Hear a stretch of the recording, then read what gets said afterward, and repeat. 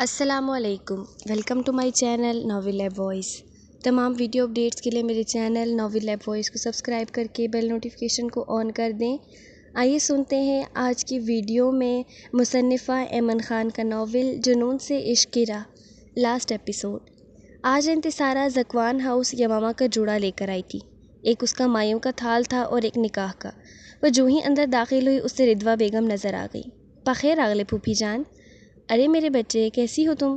رضوہ بیگم نے اس کا ماتھا چوما تھا۔ میں بالکل ٹھیک ہوں، آپ کیسی ہیں؟ میں بھی بچے الحمدللہ۔ اچھا یہ میسا کہاں ہے اور یمامہ بھی؟ پہلے میں میسا سے ملوں گی، پھر ہم دونوں یہ جوڑے یمامہ کے پاس لے کر جائیں گے۔ ہاں تو مل لو، اوپر ہے اپنے کمرے میں۔ اور زکوان لالا وہ کہاں ہے؟ وہ ابھی تھوڑی دیر پہلے آفس کے لیے نکلا ہے۔ چلیں ٹھیک ہے، پھر میں ملتی ہوں اس سے۔ وہ ان سے کہہ کر اوپر کی جانب آ گئی۔ دروازے پر پہنچی تو میسا کمرہ سمیٹ رہی تھی۔ ارے ممی ٹو بی، کیسی ہو؟ اس نے بھاگ کر پیچھے سے اسے ہگ کیا تھا۔ ارے لڑکی آرام سے، میسا نے اسے کہا تھا۔ اوہ ہاں سوری، کیسی ہو تم؟ میں تو ایک دم فرسٹ کلاس ہوں، تم کیسی ہو؟ میں بھی ایک دم فرسٹ کلاس۔ کبھی حویلی بھی جھانک لیا کرو، تم تو بس اپنے میاں کو ہی پیاری ہو گئی ہو۔ بس یار کیا کروں، ٹائم ہی نہیں ملتا۔ ویسے کیا لگتا ہے تمہیں بیبی گرل ہوگی یا بیبی بوائے؟ انتصارہ اپنے سوالات پر آ چکی تھی۔ جو بھی ہوگا اللہ بہتر کرے بس۔ زکوان لالا کو کیا پسند؟ مجھے نہیں پتا، اور ایسے فضول سوال مت کرو تم مجھ سے۔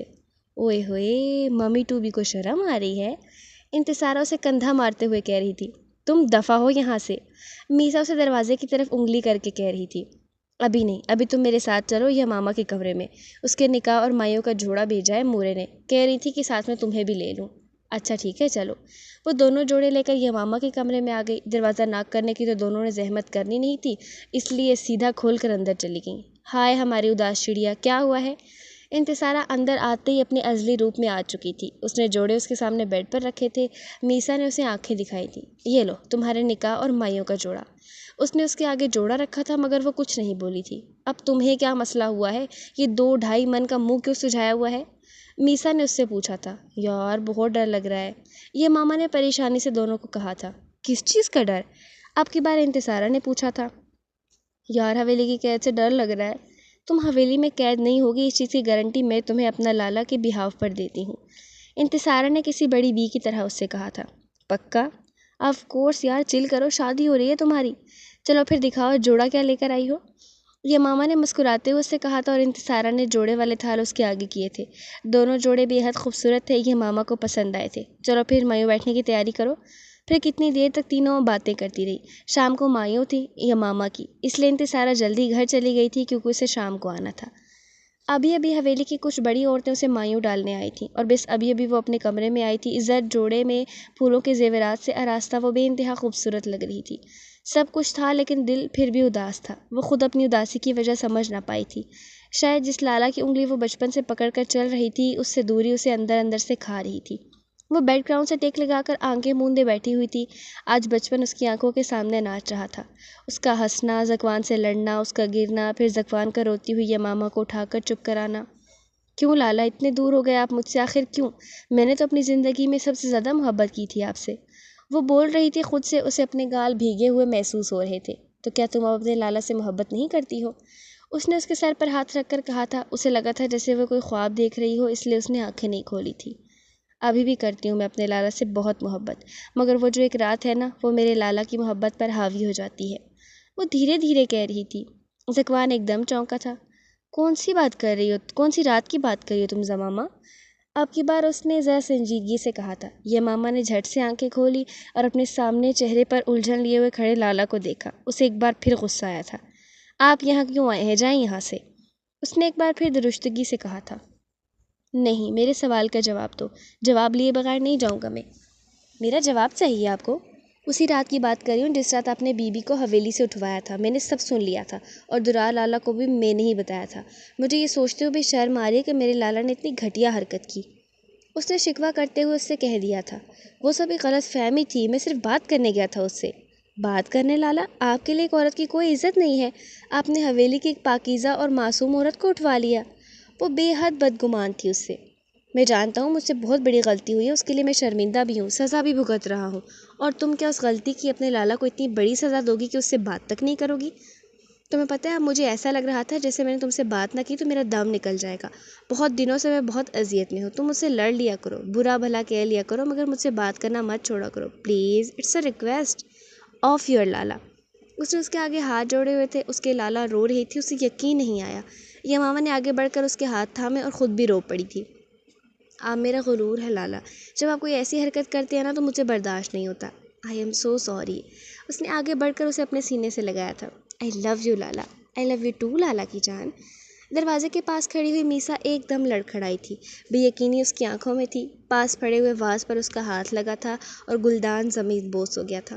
اس کے ساتھ ہی زکوان نے دروازے کی سمت دیکھا تھا جہاں وہ آنکھوں میں بے یقینی لیے کھڑی تھی. میسا میری بات سنو تم. اس نے اسے روکنے کی کوشش کی تھی. وہ اسے سمجھانا چاہتا تھا لیکن اس لمحے میسا کو کچھ سمجھ نہیں آ رہا تھا. جو وہ سن چکی تھی اس کے اعصاب جھنجھوڑنے کے لیے کافی تھا. میسا تیزی سے وہاں اپنے کمرے کی جانب بڑھی. بیوی کو اٹھوا لیا تھا کہ الفاظ اس کے کانوں میں بار بار گردش کر رہے تھے. زندگی ایک دم رنگین سے پھیکی لگنا شروع ہو گئی تھی. اس نے دروازہ بند کر لیا تھا. دروازہ کھولو میسا، بس ایک بار میری بات سن لو، پھر چاہے جو سزا دے دینا. وہ دروازہ بجاتے ہوئے اسے کہہ رہا تھا. اسے چند لمحوں میں یوں محسوس ہو رہا تھا جیسے زندگی دور جا رہی ہو، لیکن اندر سے ہنوز خاموشی رہی تھی. وہ کچھ دیر وہاں کھڑا رہا اور پھر پلٹ کر کوریڈور میں رکھے صوفے پر سر تھام کر بیٹھ گیا. اس نے کبھی بھی نہیں سوچا تھا کہ اس کی زندگی میں یہ دن آئے گا. اس کی ایک چھوٹی سی غلطی اس کے لیے اتنی بڑی سزا کا تعین کرے گی. اس لمحے وہ بے بسی کی انتہا پر تھا. زہیب ہاؤس میں بھی فودیل کی منگنی کی تیاریاں عروج پر تھیں، پر جس کی منگنی تھی وہ ہر چیز سے بے نیاز نظر آ رہا تھا. اس کا دل بار بار انتصارہ کی طرف جا رہا تھا، لیکن جو دوسرا نقطہ اس کے ذہن میں چل رہا تھا وہ یہ تھا کہ اس کی یک طرفہ چاہت سے کیا ہوتا ہے. دوسری طرف سے بھی تو کوئی پیش رفت ہونی چاہیے نا. مگر وہ جب انتصارہ سے ملا تھا اس کی زبان پر محجب کے نام کے علاوہ کوئی دوسرا نام نہیں تھا، اور وہ خود بھی اپنی کیفیت سے انجان تھا کیونکہ وہ محجب سے ایک انجانے سے حسد میں مبتلا ہو گیا تھا. وہ انجانے میں اپنا موازنہ محجب کے ساتھ کر رہا تھا. وہ ایسا چاہتا نہیں تھا، لاشعوری طور پر ایسا ہو رہا تھا. وہ بھی ایک الگ ہی منزل پر چڑھ نکلا تھا جس کے راستے سے بھی فودیل زہیب خان انجان تھا. بچے تم ابھی تک ادھر بیٹھے ہو؟ میں نے انگوٹھی کا آرڈر دینے کے لیے کہا تھا نا تم سے. وہ فودیل کے سر پر کھڑے ہو کر اس سے پوچھ رہے تھے. بابا جان مجھے کچھ سمجھ نہیں آ رہی آپ یہ سب کیوں کر رہے ہیں. آخر آپ اچھے سے جانتے ہیں کہ یہ ممکن نہیں ہے، پھر بھی آپ اس کے پیچھے بھاگ رہے ہیں. فودیل بے چارگی سے کہہ رہا تھا. تم خاموش رہو اور جیسا میں کہہ رہا ہوں کرتے جاؤ. کچھ نہیں ہوتا، سب ہوگا اور وہی ہوگا جیسا میں نے سوچا ہے. وہ کہہ کر وہاں سے لمبے لمبے ڈگ بھرتے باہر نکل گئے اور وہ وہیں واپس بیٹھ گیا. صورتحال اس کی سمجھ سے باہر ہوتی جا رہی تھی. دارجی کا درار کے ساتھ اختلاف بڑھتا جا رہا تھا. شاید وجہ یہ تھی کہ انہیں اتنے سالوں سے فیصلے کرنے کی عادت تھی اور اب ایک ان کے سارے فیصلے درار کر رہا تھا. لیکن کہیں نہ کہیں وہ اس کے فیصلوں کے صحیح ہونے کی تردید بھی کر رہے تھے. ان کے فیصلے کتنے صحیح تھے اور کتنے غلط، اس بات کا ادراک انہیں آہستہ آہستہ ہو رہا تھا. حویلی میں اب سبھی کے نکاح کی تیاری چل رہی تھی. کل اس کا نکاح تھا اور پھر کل یمامہ کو ہمیشہ ہمیشہ کے لیے حویلی آ جانا تھا. امبہاج ابھی اپنے کمرے سے زنان خانے میں آئی تھی جہاں گھر کی سب خواتین بیٹھی ہوئی کام میں مصروف تھیں. امبہاج اپنی مورے کے پاس بیٹھ گئی تھی. بی بی جان بھی وہیں تھی اور باقی سب بھی. جب سے درار اور امبہاج واپس آئے تھے بی جان کو ان کے پاس بیٹھنے کا موقع ذرا کم ہی ملا تھا. اب امبہاج آخر ان کے ہاتھ آ ہی گئی تھی. امبہاج بچے. جی بی جان. اس نے سوالیہ نظروں سے بی جان کی جانب دیکھا تھا. درار مردان خانے کے کاریڈور سے گزر رہا تھا. سر پر سفید بڑا سا شملہ پہنے باہر سے اندر کی جانب جا رہا تھا جب امبہاج کو بی جان کے پکارنے پر رک گیا. تمہارا شادی بھی تو میسا کے ساتھ ہوا تھا، تو پھر تمہارا خوشخبری کیوں نہیں ہے ابھی تک؟ سب ٹھیک تو ہے نا؟ بی جان نے سوال کیا تو اندر امبہاج اور باہر درار دونوں بیک وقت چونکے تھے. کیا ہوا، تم چپ کیوں ہے؟ بولو نا آپ. امبہاج کو سمجھ نہیں آ رہا تھا وہ کیا بولے. ادھر انتصارہ، پیر بیگم، اس کی بورے بھی موجود تھیں اور بی جان کیسے سوال کر رہی تھیں اس سے. بی جان وہ خاصی مشکل میں گرفتار ہو گئی تھی. باہر کھڑے درار کو بھی اندازہ ہو گیا تھا کہ کس قدر مشکل ہوگی اسے. اس نے امبہاج کے جواب کا انتظار کیا. بولو بھی، منہ پر کیا گون چپکا لیا ہے تم نے؟ بخیر آلے بی بی جان. ہر چیز کا وقت ہوتا ہے. جب اللہ نے ہمیں اولاد دینی ہوگی دے دے گا. مجھے کوئی پرابلم نہیں ہے، لہٰذا آپ بھی ایسے سوال مت کریں جس کا اس کے پاس کوئی جواب نہ ہو. اندر سب حق دک رہ گئے تھے. یہ درار کی آواز اچانک کہاں سے آ گئی؟ اس نے امبہاج کے جواب کا انتظار کیا تھا، لیکن جب اسے لگا وہ جواب نہیں دے پائے گی تو پھر اس کو بولنا ہی پڑا تھا. اس کی بات کے جواب میں بی جان پہلے تو حیران ہوئی، پھر سنبھلی تو گویا ہوئی. تم کو کس نے بولا یہاں کھڑا ہو کر عورتوں کا باتیں سنو اور پھر جواب بھی دو؟ بی جان تھوڑا سنجیدہ ہو کر پوچھ رہی تھی اس سے. میں یہاں کھڑے ہو کر آپ کی باتیں نہیں سن رہا تھا، بس اندر جا رہا تھا. آپ کی آواز نے متوجہ کیا تھا کہ ایسے آپ نے میری بیچاری بیوی کو گھیرا تھا. آخر میں وہ تھوڑا شرارتی ہوا تھا. بی جان بھی اس کی شرارت سمجھ گئی تھی. ٹھہر جا، ہم تم کو ابھی بتاتا ہے۔ سوری بی جان، میں جا رہا ہوں۔ اور پھر اس کا ہیولا جالیوں کے پار سے غائب ہو گیا تھا اور بی جان اپنے جان سے پیارے پوتے کو زندگی کی طرف آتا دیکھ کر مسکرائی تھی، اور پھر سامنے دیکھا تھا جس کی حمایت میں ابھی ان کا پوتا بول کر گیا تھا۔ وہ نظر جھکا کر بیٹھی ہوئی تھی۔ بی جان نے گفتگو سمیٹنے میں ہی عافیت جانی تھی۔ رات کو جب وہ کمرے میں واپس آیا تو انبہاج وارڈروب میں اس کے کپڑے ہینگ کر رہی تھی۔ وہ اندر آ کر صوفے پر بیٹھ کر اس کی پشت دیکھ رہا تھا۔ جب وہ کپڑے رکھ کر واپس مڑی وہ تب بھی اسے دیکھ رہا تھا۔ آج بی جان کے سوال پر خاموش کیوں ہو گئی تھی؟ وہ اس کی جانب دیکھتے ہوئے کہہ رہا تھا۔ وہ ایک دم ہی انہوں نے ایسا سوال کیا تھا، مجھے سمجھ میں نہیں آ رہا تھا کیا جواب دوں۔ وہ انگلیاں مروڑتے ہوئے اس سے کہہ رہی تھی۔ وہ اٹھ کر سامنے آیا اور کندھوں سے تھام کر اپنے سامنے کیا۔ بی جان کو جواب کیوں نہیں دے رہی تھی، حالانکہ ان کا سوال اتنا مشکل تو نہیں تھا؟ اس نے اس کی آنکھوں میں دیکھ کر کہا تھا۔ تو آپ کو کیا لگ رہا تھا، بڑا آسان سوال تھا ان کا؟ وہ خفگی سے اس سے کہہ رہی تھی۔ ہاں تو اتنا مشکل تو نہیں تھا، بس یہی کہنا تھا جب اللہ دے گا تب ہم لے لیں گے۔ میں آتی ہوں ذرا۔ اس نے اس کے سامنے سے جانے میں عافیت سمجھی کیونکہ وہ اسے بہت کنفیوز کر رہا تھا۔ وہ بہت جلدی وہاں سے نکلی تھی اور وہ بے ساختہ امڑنے والی مسکراہٹ کو روک نہیں پایا تھا۔ آج یمامہ اور سبھی کا نکاح تھا۔ نکاح کا بندوبست حویلی میں ہی کیا گیا تھا۔ یہ بھی دارجی کے حکم پر ہوا تھا۔ صبح سے خان حویلی میں نکاح کی تیاریاں چل رہی تھی۔ نکاح میں دارجی نے پورے قبیلے کو بلایا تھا، اس لیے سب لوگ جمع تھے۔ شیر خان کی ضد تھی کہ وہ یمامہ کو اپنے گھر سے رخصت کریں گے، پر دارجی نے کہا تھا کہ سب کے نکاح کی طرح یہ نکاح بھی خان حویلی کے در و دیوار میں ہوگا، اس لیے پھر انہیں ماننا پڑا تھا۔ ذکوان نے میسا سے بات کرنے کی بہت کوشش کی، مگر فی الحال وہ اس سے بات نہیں کرنا چاہتی تھی، اس لیے حالت کو مد نظر رکھتے ہوئے پھر ذکوان نے نکاح تک اسے تنگ نہیں کیا تھا۔ درار آج وائٹ شلوار قمیض میں ملبوس تھا، سرفز سفید شملہ پہنے، بال آج شملہ پہننے کی وجہ سے پیچھے چلے گئے تھے، اوپر بلیک ویسٹ کوٹ، پیروں کو پشاوری چپل میں قید کیے وہ کوئی مغرور شہزادہ لگ رہا تھا۔ وہ کب کا تیار ہو کر باہر جا چکا تھا۔ اسے انبہاج کا انتظار تھا۔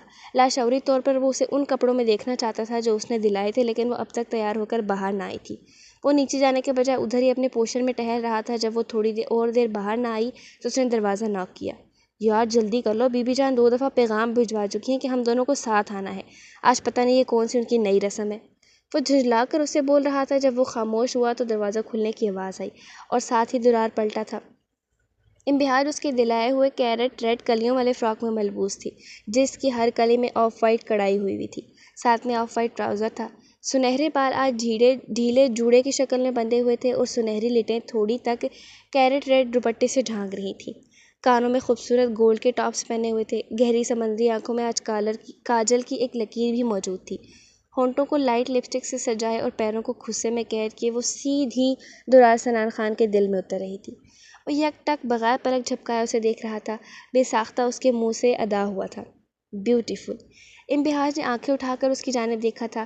کتھئی آنکھوں میں ستائش واضح تھی۔ انبہاج ہلکا سا مسکرائی تھی۔ چلے؟ درار نے اس سے پوچھا تھا، جس پر اس نے اثبات میں سر ہلایا تھا۔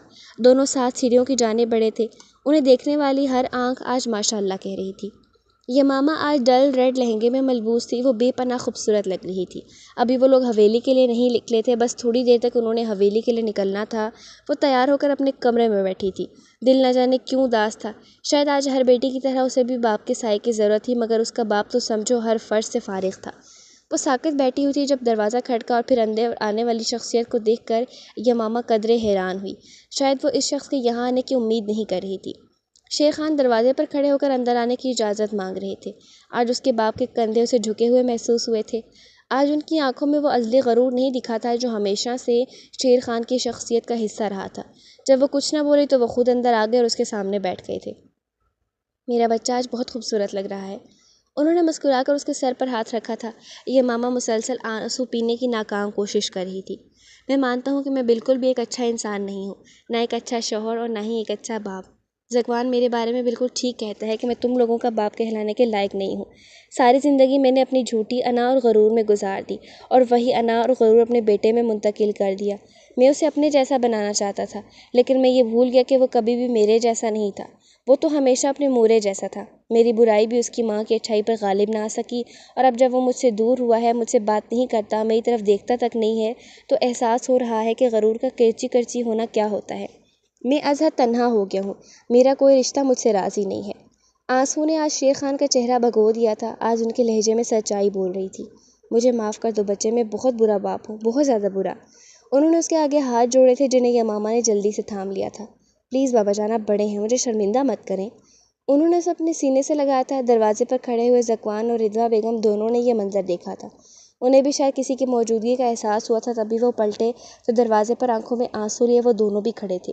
ذکوان دروازے کے پار مڑ کر واپس جانے لگا تھا، لیکن رضویٰ بیگم نے اس کا کندھا پکڑ کر اسے جانے سے روکا تھا۔ میں تمہارے بابا کو معاف کر چکی ہوں بچے، تم بھی انہیں معاف کر دو، انہوں نے انتہائی نرمی سے کہا تھا۔ آپ کے لیے معاف کرنا آسان ہوگا کیونکہ آپ کا ظرف بہت بڑا ہے مورے، لیکن میرے لیے یہ اتنا آسان نہیں ہوگا، مجھے وقت لگے گا۔ ہو سکتا ہے کہ وقت کے ساتھ ساتھ ان کے دیے زخم تھوڑے کم ہو جائیں اور میں انہیں معاف کر پاؤں، لیکن ابھی نہیں، پلیز۔ وہ اپنے کندھے سے ان کے ہاتھ ہٹاتا ہوا باہر نکل گیا۔ اندر کہیں درد ہوا تھا، وہ ٹوٹ سا گیا تھا۔ ایک طرف باپ تھا اور دوسری طرف بیوی، ایک جان سے عزیز رشتے سے وہ ناراض تھا تو دوسرا جان سے عزیز رشتہ اس سے ناراض تھا۔ زندگی میں شاید پہلی بار ذکوان شیر خان بے بسی کی انتہا پر کھڑا تھا۔ وہ غرور میں ڈوبا ہوا انسان آج پاش پاش ہو گیا تھا۔ نہ تو وہ تنی ہوئی گردن بچی تھی اور نہ ہی بھینچے ہوئے لب۔ اب تو اس چہرے پر ہمہ وقت بے بسی کا عنصر تھا۔ جب کوئی بہت اپنا جان سے پیارا چوٹ دیتا ہے تو انسان کی شخصیت یوں ہی ریزہ ریزہ ہو جاتی ہے، جیسے اس کی ہوئی تھی۔ وہ لان میں بیٹھا ہوا تھا، آنسو بھی آنکھوں سے گر رہے تھے مگر درد کم نہیں ہو رہا تھا۔ اوپر کھڑکی میں کھڑا اس کا جان سے عزیز رشتہ اسے اس حال میں دیکھ کر خود بھی تڑپ کا شکار ہو رہا تھا، مگر کسی کو سبق دینے کے لیے اسے کچھ پل کی دوری درکار ہوتی ہے۔ جیسے اب کی بار میسا چاہتی تھی وہ اپنا اندر دھو لے، اپنے وجود سے ہر شخص کی نفرت ختم کر لے اور اپنا دل آئینے کی طرح شفاف کر لے جس میں صرف ہر ایک کے لیے محبت ہو۔ کسی کی نفرت کے لیے میسا کے ذکوان میں کوئی جگہ نہیں تھی۔ سچ کہا جاتا ہے ایک عورت مرد کو بدل دیتی ہے، جیسے میسا نے ذکوان خان کو بدل دیا تھا۔ صرف آخری کچھ دھندلاہٹ صاف کرنی تھی، پھر وہ بھی صاف ہو جاتا۔ نکاح ہو چکا تھا، اب صرف رخصتی کے مراحل باقی تھے۔ رحمہ بانو نے رضویٰ بیگم سے یمامہ کو سبھی کے کمرے میں پہنچانے کی اجازت مانگی تھی، جس پر انہوں نے بخوشی اجازت دے دی تھی۔ رضویٰ بیگم یمامہ سے ملی اور پھر انبہاج اور انتصارہ نے سبھی کے کمرے میں پہنچا دیا تھا۔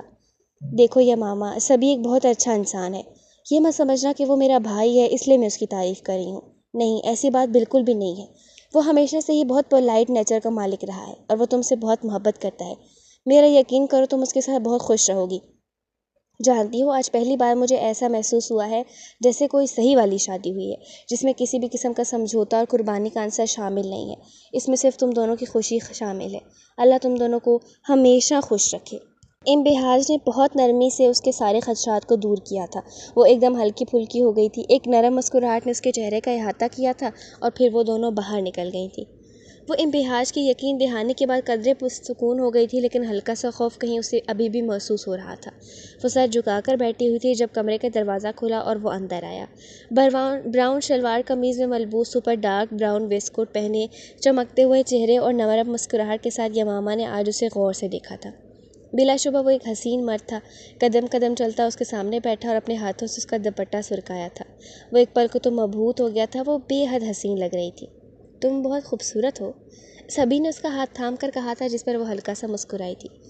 میں بہت بڑے بڑے دعوے تو نہیں کرتا، بس اتنا کہوں گا کہ میں تمہیں اتنی محبت کروں گا کہ تمہیں خود مجھ سے محبت ہو جائے گی، تم مجھے ہمیشہ اپنے آگے کھڑا پاؤ گی۔ شاید میں بزدل ہوتا اگر دلال آلا مجھے ایک راستہ نہ دکھاتے، لیکن میرا یقین کرو اب میں بزدل نہیں بنوں گا، تم ہمیشہ مجھے اپنے آگے کھڑا پاؤ گی، کبھی اس خان حویلی کی قیدی نہیں بنو گی، کیونکہ تم سبھی سالک خان کی بیوی ہو۔ اس کے الفاظ یمامہ کو سکون پہنچا رہے تھے۔ سبھی نے خوبصورت کنگن اس کی کلائیوں میں پہنائے تھے، اس کے سارے خدشات ایک دم کہیں غائب ہو گئے تھے۔ وہ واقعی اپنے آپ کو ایک خوش قسمت ترین عورت سمجھ رہی تھی۔ اس نے اپنا سر سبھی کے سینے سے ٹکایا تھا۔ آپ ابھی سے مجھے مجبور کر رہے ہیں کہ میں آپ سے محبت کروں، یمامہ نے اس کے سینے سے سر ٹکاتے ہوئے اس سے کہا تھا۔ ایک جاندار مسکراہٹ نے سبھی کے چہرے کا احاطہ کیا تھا اور اس نے اس کے ماتھے پر اپنے پیار کی پہلی مہر ثبت کی تھی۔ یمامہ رخصت ہو گئی تھی۔ ذکوان ہاؤس میں ویرانیوں کا راج تھا۔ وہ تنہا باہر بیٹھا ہوا تھا، اس کے اندر باہر ویرانی تھی۔ وہ اس سے بات نہیں کر رہی تھی اور ذکوان کو یہ بات آج سے کہیں زیادہ محسوس ہو رہی تھی جتنی پہلے ہوتی تھی۔ اسے سمجھ نہیں آ رہا تھا وہ کہاں جا رہا ہے، کیا کر رہا ہے، پر وہ لان میں سے اٹھا تھا، سیڑھیاں چڑھا، سب کو یکسر نظر انداز کرتے ہوئے سیدھا کمرے کے دروازے پر پہنچا۔ وہ جانتا تھا دروازہ لاک ہوگا۔ اس نے اپنی جیب سے ڈپلیکیٹ چابی نکالی اور دروازہ کھولا۔ دروازہ کھول کر اندر آیا تو وہ بیڈ پر بیٹھی ہوئی تھی۔ میسا نے حیرت سے اسے دیکھا جو آرام سے دروازہ کھول کر اندر آ گیا تھا۔ اس کا چہرہ بے تاثر تھا۔ قدم قدم چلتا ہوا بیڈ کے پاس آیا۔ میسا کچھ بولنا چاہتی تھی لیکن اس سے پہلے ہی ذکوان نے اس کے منہ پر ہاتھ رکھا تھا۔ وہ ایک دم بولتے بولتے خاموش ہو گئی تھی۔ اس نے اس کے منہ سے ہاتھ ہٹایا اور گود میں سر رکھ کر بیڈ پر نیم دراز ہو گیا تھا۔ اٹھیں یہاں سے، آپ یہاں کیوں آئے ہیں؟ اس نے میسا کے سوال کو یکسر نظر انداز کیا تھا۔ یاد ہے تم نے ایک بار کہا تھا کہ کس چیز کا غرور ہے آپ کو، آپ ہیں کیا؟ آخر آپ کا یہی غرور آپ کو ایک دن لے ڈوبے گا۔ وہ بول رہا تھا اور میسا اس کے منہ سے کہا گیا اپنا جملہ سن رہی تھی جسے وہ یکسر بھول گئی تھی، لیکن اس کے اندر اتنی ہمت نہ تھی کہ وہ اس لمحے کچھ بھی بولتی۔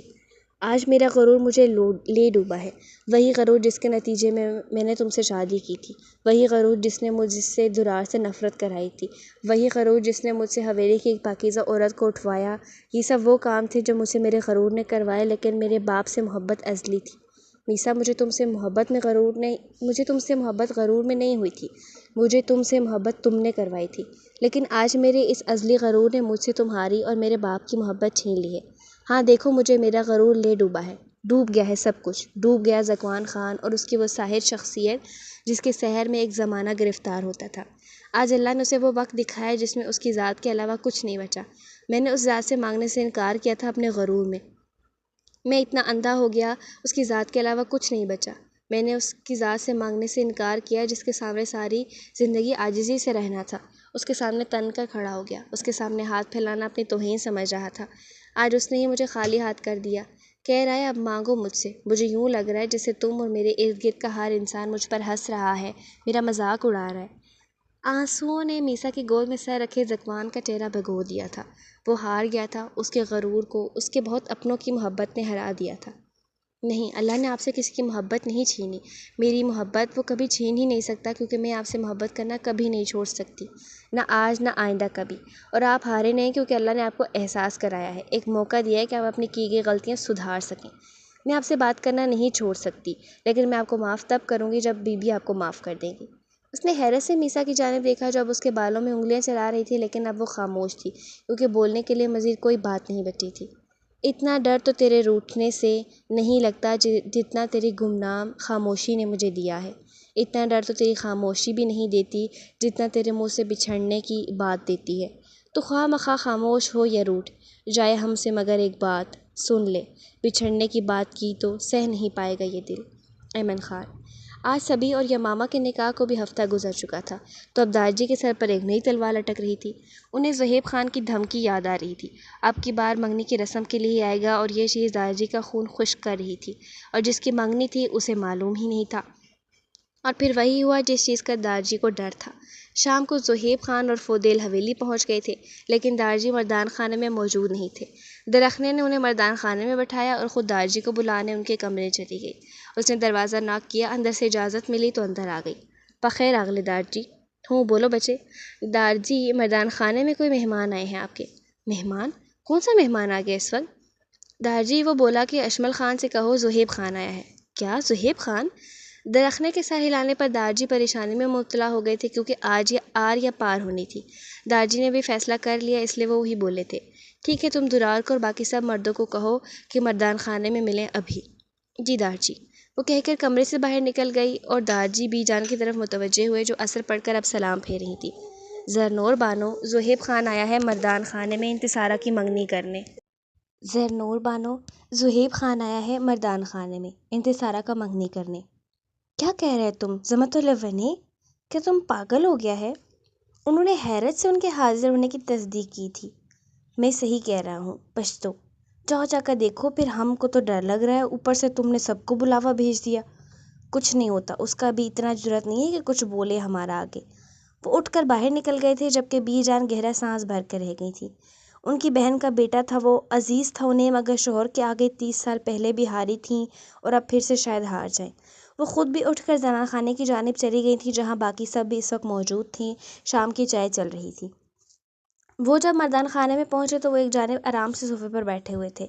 دارجی کو انہیں دیکھ کر از حد غصہ آیا تھا۔ منع کیا تھا تم کو کہ مت آنا دوبارہ یہاں، مگر تم نے ہمارا بات نہیں مانا، وہ ان کی جانب دیکھتے ہوئے غصے سے کہہ رہے تھے۔ آپ تو بہت سی باتوں سے منع کرتے ہیں سردار صاحب، اس کا کیا مطلب ہے ہم سب سے منع ہو جائیں؟ وہ استہزائیہ ہنسی ہنستے ہوئے ان سے کہہ رہے تھے۔ دارجی کو آج زہیب خان کی آنکھوں میں انوکھی سی چمک نظر آئی تھی، جسے وہ بہت کچھ سوچ کر آئے ہوں۔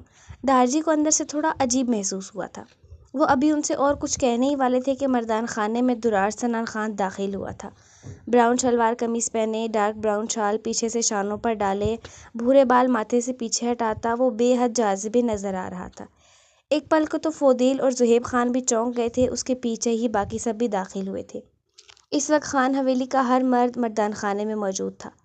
تو سردار صاحب، ابھی وہ آگے بولنے ہی والے تھے جب درار نے ان کی بات کاٹی تھی۔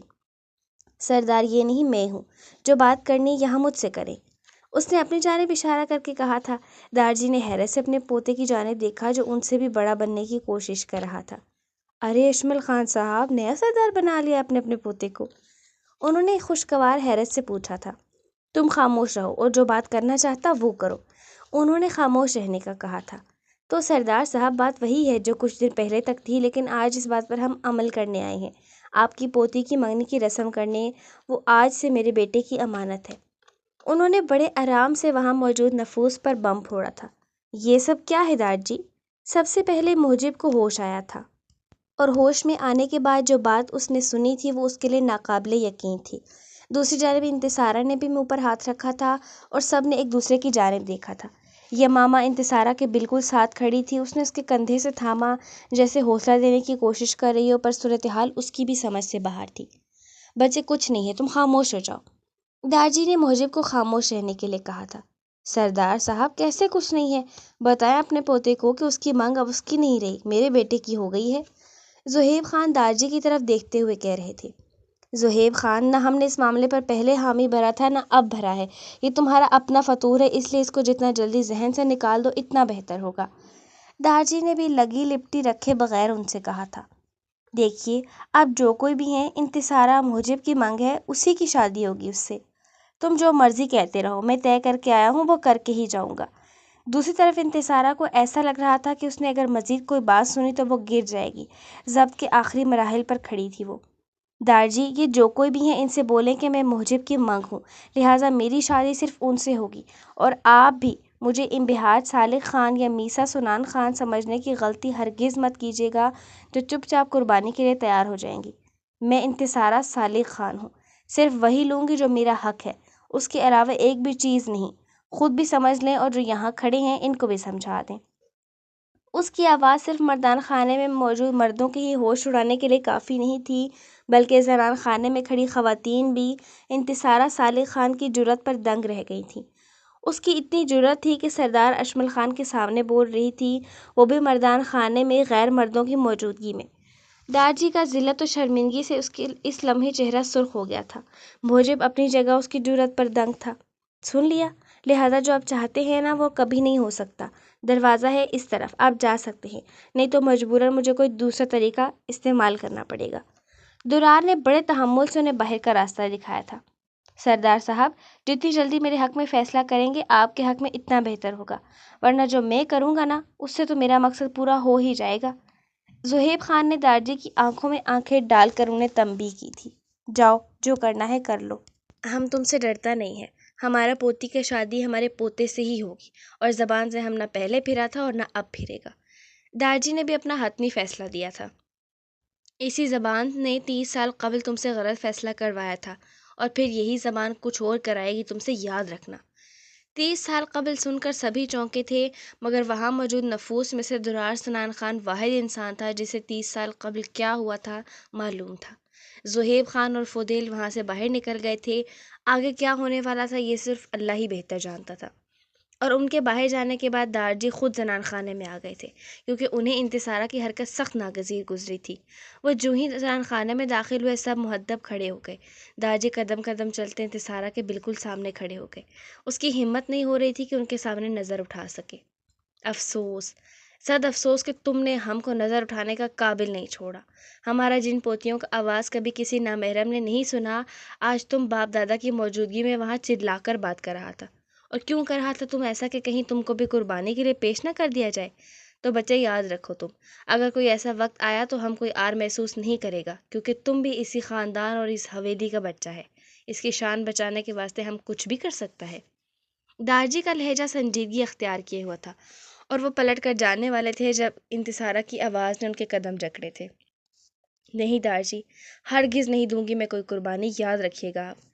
اس نے بھی کہا تھا، جس پر راہمہ بانو نے اسے بازو سے کھینچ کر خاموش رہنے کے لیے کہا تھا، مگر اس کی آواز دارجی تک پہنچ چکی تھی۔ یہ تو وقت ہی بتائے گا، دارجی کہہ کر زنان خانے سے باہر نکل گئے تھے، اور انتصارہ اپنا آپ چھڑوا کر اوپر کمرے میں بھاگ گئی۔ امبہاج اس کے پیچھے کمرے میں آئی تھی. اس نے دروازہ کھولا اور اندر داخل ہوئی. یہ سب کیا تھا انتصارہ؟ اس نے غصے میں سوال کیا تھا. جو آپ نے دیکھا بیوی. لہجے میں غصہ واضح تھا.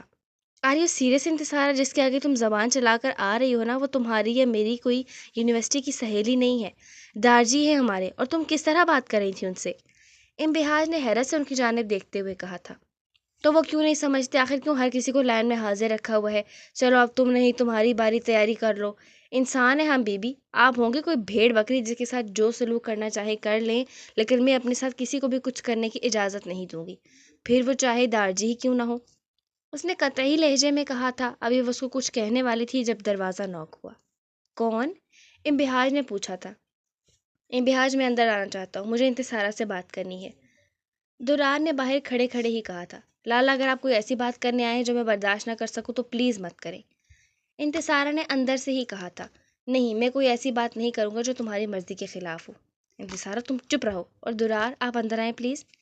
انتصارہ نے منہ بناتے ہوئے منہ ڈھانپا اور درار اندر داخل ہوا تھا. مجھے بہت اچھا لگا کہ تم اپنے لیے بولی. میں بس تمہیں یقین دلانے کے لیے آیا ہوں کہ میں ایسا کچھ نہیں ہونے دوں گا جس میں تمہاری خوشی نہ ہو. تمہاری شادی محجب سے ہی ہوگی، چاہے کچھ بھی ہو جائے. اس نے اس کے سر پر ہاتھ رکھا اور باہر نکل گیا تھا. اس کے جانے کے بعد انتصارہ نے اپنا دوپٹہ ہٹایا تھا. آپ سے بہادر تو آپ کے ہسبینڈ ہیں. انتصارہ مزے سے کہہ رہی تھی. ایک لمحے پہلے والی سنجیدگی اب کہیں غائب ہو چکی تھی. انہیں شوق ہے خطروں سے کھیلنے کا، مجھے شیر کی کچھار میں ہاتھ ڈالنے کا کوئی شوق نہیں ہے. امبہاج نے ایک جھرجھری لے کر اس سے کہا تھا. اب کچھ نہیں ہو رہا جب دارجی کو شیر بول رہی ہیں آپ؟ بہت بدتمیز ہو، چپ کرو. امبہاج اسے ایک تھپڑ مار کر باہر نکل آئی. وہ باہر تو آ گئی تھی پر انتصارہ کا بغاوتی لہجہ اسے پریشان کر رہا تھا. اس نے سوچا تھا کہ وہ اس بارے میں درار سے بات ضرور کرے گی کہ وہ خواہ مخواہ اسے سپورٹ نہ کرے. شام کو رضویٰ بیگم ٹی وی لاؤنج میں بیٹھی ٹی وی دیکھ رہی تھی. ساتھ میں چائے سے بھی لطف اندوز ہو رہی تھی. میسا اور ذکوان میں کیا چل رہا ہے وہ اس بات سے بالکل انجان تھی، اور ساتھ میں انتصارہ اور موجے والا معاملہ بھی انہیں معلوم نہیں تھا. شیر خان کو شاید انہوں نے کب کا معاف کر دیا تھا، مگر اب ان کا ان سے زیادہ بات کرنے کا دل نہیں چاہتا تھا. وہ ان کے سارے کام ویسے ہی کرتی تھی جیسے کرتی آ رہی تھی، مگر اب دل ہر بات سے اٹھ گیا تھا.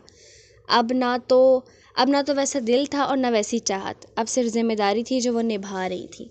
وہ صوفے پر بیٹھی ہوئی تھی. وہ کہیں غائب دماغی کی کیفیت میں تھی. ٹی وی کا والیوم انتہائی سلو تھا. لاؤنج میں مکمل خاموشی تھی جب شیر خان اندر داخل ہوئے تھے. انہوں نے رضویٰ بیگم کو کسی غیر مرئی نکتے پر غور کرتے دیکھا تھا. شیر خان ہمیشہ سے ہی غرور میں رہنے والے انسان تھے. ان کی شادی رضا بیگم سے 30 سال قبل ہوئی تھی. وہ زہیب خان کے بارے میں کچھ نہیں جانتے تھے، مگر وہ ان انسانوں میں تھے جو عورت کو محض ایک پاؤں کی جوتی کے علاوہ کچھ بھی تصور نہیں کرتے تھے. رضویٰ بیگم خان حویلی کی اکلوتی بیٹی تھیں، بے انتہا خوبصورت بھی. شیر خان شکل میں تھوڑے ان سے کم تھے، اور یہی بات ان کو کانٹے کی طرح چبھتی تھی، جس کا غصہ وہ رضویٰ بیگم پر مار پیٹ کی صورت میں نکالتے تھے. ذکوان جب پیدا ہوا تو وہ بہت خوش ہوئے تھے، آخر کو بیٹے کے باپ بنے تھے. اس کی پیدائش کے بعد ان کی یہ کوشش ہوئی کہ وہ ذکوان کو اپنے سے زیادہ قریب کر لیں اور اس کی مورے سے اسے دور کر دیں، تاکہ ہمیشہ وہ اپنے باپ کا مضبوط سہارا بنا رہے. پھر یمامہ کی پیدائش کے بعد بھی ان کی ذکوان سے محبت میں کوئی فرق نہیں آیا تھا. ذکوان نے اپنے نین نقش مورے سے چرائے تھے. گرے آنکھیں بھی اس کی ماں سے ملی تھی، لیکن شیر خان یمامہ کے لیے بھی جذبات رکھتے تھے. لیکن بیٹے کی محبت ہمیشہ بیٹی کی محبت پر غالب رہی تھی. مار پیٹ کا سلسلہ چلتا رہا، اور رضویٰ شیر خان بھی اس مار کی وقت کے ساتھ عادی ہوتی رہیں، مگر انہوں نے بچوں کو اس بارے میں کبھی بتانے کی کوشش نہ کی تھی. جس دن شیر خان امبہاج کے لیے ذکوان کا رشتہ لے کر گئے، اس دن پہلی بار یمامہ نے اپنے باپ کو اپنی ماں کو پیٹتا ہوا دیکھا تھا، اور اس دن اس نے اپنے دل میں باپ کے لیے انجانی سی نفرت محسوس کی تھی. اور اب جب ذکوان کو یہ سب پتہ چلا تو جو اس نے اپنے فرشتہ صرف باپ کا مجسمہ ذہن میں بنایا تھا وہ کرچی کرچی ہو گیا تھا، اور یہ ذکوان سے برداشت نہیں ہوا تھا. شیر خان خود سے اولاد کی نفرت برداشت نہیں کر پائے تھے، خاص کر اس اولاد کی جسے بچپن سے انہوں نے سینے سے لگا کر پالا تھا. ذکوان کی بے تنائی انہیں ان کی ماضی کی غلطیاں یاد کرنے پر مجبور کر دیا تھا. انہیں ایک ایک کر کے اپنا وہ ظلم یاد آیا تھا جنہوں نے ایک فرمانبردار بیوی پر کیا تھا، اور اپنی ان غلطیوں نے انہیں ندامت کے گہرے اور اندھیرے کنویں میں دھکیلا تھا. اور پھر بالآخر 30 سال بعد معافی مانگنے کا خیال آیا تھا. انہوں نے اپنی بیوی سے اپنی کوتاہیوں کی معافی طلب کی تھی، اور رضویٰ شیر خان کے پاس اپنے بچوں کے باپ کو معاف کرنے کے علاوہ کوئی دوسرا راستہ موجود نہیں تھا، کیونکہ اب انہوں نے برداشت کرنا بہت اچھے سے سیکھ لیا تھا. ان کے دل میں اب کسی کی چاہ بننے کی کوئی خواہش باقی نہیں رہی تھی، اس لیے وہ مجبور تھی. کیا سوچ رہی ہو رضویٰ؟ شیر خان نے صوفے پر بیٹھتے ہوئے ان سے پوچھا تھا. نہیں کچھ نہیں، آپ چائے پئیں گے؟ میں منگواتی ہوں۔ نوری چائے لا دو۔ انہوں نے خود سے ہی سوچ کر نوری کو آواز دے کر چائے منگوا لی تھی۔ لیکن میں نے تو تم سے نہیں کہا کہ مجھے چائے پینی ہے۔ انہوں نے غور سے ان کے چہرے کی جانب دیکھا تھا جہاں ان کے دیے ہوئے زخموں کے نشان ابھی بھی باقی تھی۔ او سوری، مجھے لگا آپ پئیں گے، میں ابھی منع کر دیتی ہوں۔ وہ اٹھ کر جانے لگی تھی جب شیر خان نے انہیں بازو سے پکڑ کر واپس صوفے پر بٹھایا تھا۔ کیا تم نے مجھے معاف کر دیا ہے رضوا؟ میں جانتا ہوں میری غلطیاں معافی کے لائق ہرگز نہیں، لیکن پھر بھی میں تم سے معافی کا طلبگار ہوں۔ ندامت اور شرمندگی ان کے چہرے سے ہی واضح تھی۔ رضوا بیگم نے گہرا سانس بھرا تھا۔ میں آپ کو معاف کر چکی ہوں خان، مگر برا مت مانیے گا، میرے دل میں اب آپ کا پہلے والا مقام نہیں ہے، اور سچ پوچھو تو میرا وہ مقام آپ کو دینے کا اب دل بھی نہیں کرتا۔ میں نے اتنے سال سب برداشت کیا، لیکن وہ جو آخری زخم آپ نے مجھے دیا تھا نا، اس کے نشان میری روح پر لگے ہیں، جو آسانی سے نہیں مٹیں گے۔ انہیں وقت لگے گا، شاید وقت کے ساتھ میں پہلے جیسی ہو جاؤں، اور زکوان بھی، کیونکہ روح ہم دونوں کی ہی زخمی ہوئی ہے۔ یہ کہہ کر وہ وہاں سے اٹھ کر چلی گئی، جبکہ شیر خان آج بے بسی کے آخری دہانے پر کھڑے تھے، جہاں صرف اور صرف بے بسی تھی، اپنے عزیز لوگوں کی نفرت تھی۔ شیر خان آج ہار گئے تھے، اپنی انا کو، اپنے غرور کو، اپنے عزیز رشتوں کو بھی، شاید جو ہمیشہ ان کی دسترس میں ہوتے ہوئے بھی ان سے دور تھے، کیونکہ ان سے فاصلہ انہوں نے خود زندگی بھر قائم رکھا تھا۔ رات کو وہ کمرے میں آئے تو امتحاج کو کمرے میں ٹہلتے ہوئے پایا۔ ارے واہ، آج میرے انتظار میں ٹہلا جا رہا ہے۔ آج بہت کام تھا آفس میں، پلیز ایک اچھی سی چائے پلوا دو، اور کھانے کو بھی کچھ دے دو پلیز۔ وہ بولی جا رہا تھا جبکہ امتحاج کا دل کر رہا تھا کوئی چیز درار کے سر میں مار دے۔ سردار صاحب، جو صبح آپ نے حرکت کی اس کی وضاحت کرنا پسند کریں گے؟ امتحاج دونوں ہاتھ باندھ کر اس سے پوچھ رہی تھی۔ کون سی حرکت سردارنی صاحبہ، کیا آپ بھی وضاحت کرنا پسند کریں گی؟ اس نے بھی اسی کے انداز میں پوچھا تھا۔ صبح جو آپ ہیرو بنے تھے، کیا ضرورت ہے اتنا ہیرو بننے کی آپ کو؟ امتحاج کو صبح والی بات ایک بار پھر سے یاد آئی تھی۔ دیکھیے سردارنی صاحبہ، وہ کوئی ہیرو گری نہیں تھی، وہ جسٹ انتصارہ کا بیسک رائٹ تھا جس پر وہ بولی اور میں نے اسے سپورٹ کیا۔ اس نے بے حد آرام سے وضاحت دی تھی۔ انتصارہ کی سپورٹ دارجی کے خلاف جا کر کریں سردار صاحب، کیوں سمجھ نہیں آتی آپ کو؟ تو سردارنی صاحبہ، آگے کون سا کام میں دارجی کی مرضی سے کرتا ہوں؟ باقی بھی تو خلاف ہیں تو ایک اور صحیح۔ آئی ڈونٹ کیئر، اب کھانے کو کچھ ملے گا یا بھوکا سو جاؤں؟ آپ کو سمجھانا بیکار ہے سردار صاحب، وہ منہ بنا کر اس سے کہہ رہی تھی۔ اب اگر ایک اور بار تم نے مجھے سردار کہا نا، آئی سوئر میں تمہیں کمرے سے باہر پھینکاؤں گا، لٹرلی کوئی حد ہوتی ہے۔ درار نے جھنجلا کر اس سے کہا تھا، جس پر وہ پیر پٹختی کمرے سے باہر نکل گئی تھی۔ دارجی انتصارہ کی آج والی جرأت پر از حد حیران تھے۔ انہیں اس لمحے انتصارہ میں درار کی شبح نظر آئی تھی۔ وہ بھی بالکل اپنے حق کے لیے یوں ہی تن کر کھڑا ہو گیا تھا جیسے درار دارجی کے آگے کھڑا ہوتا تھا۔ بی بی جان کافی دیر سے دارجی کے چہرے کے اتار چڑھاؤ جانچ رہی تھی، پھر جب برداشت نہ ہوا تو اٹھ کر ان کے پاس آ گئیں۔ کیا سوچ تمہیں پریشان کر رہی ہے؟ بی بی جان ان کے چہرے کی جانب دیکھتے ہوئے کہا۔ کچھ نہیں، دارجی نے کہا۔ تم اس طرح پریشان کیوں ہوتا ہے؟ اگر تم اس لڑکی کی وجہ سے پریشان ہے تو فکر مت کرو، وہ کچھ نہیں کرے گا، ہم کہہ رہے ہیں نا تم کو۔ دارجی نے حیرت سے بی جان کی طرف دیکھا، جو سمجھ نہیں پا رہی تھی کہ حالات کیا ہو رہے ہیں، لیکن اس لمحے وہ انہیں سمجھانا نہیں چاہتے تھے، اسی لیے خاموش تھے۔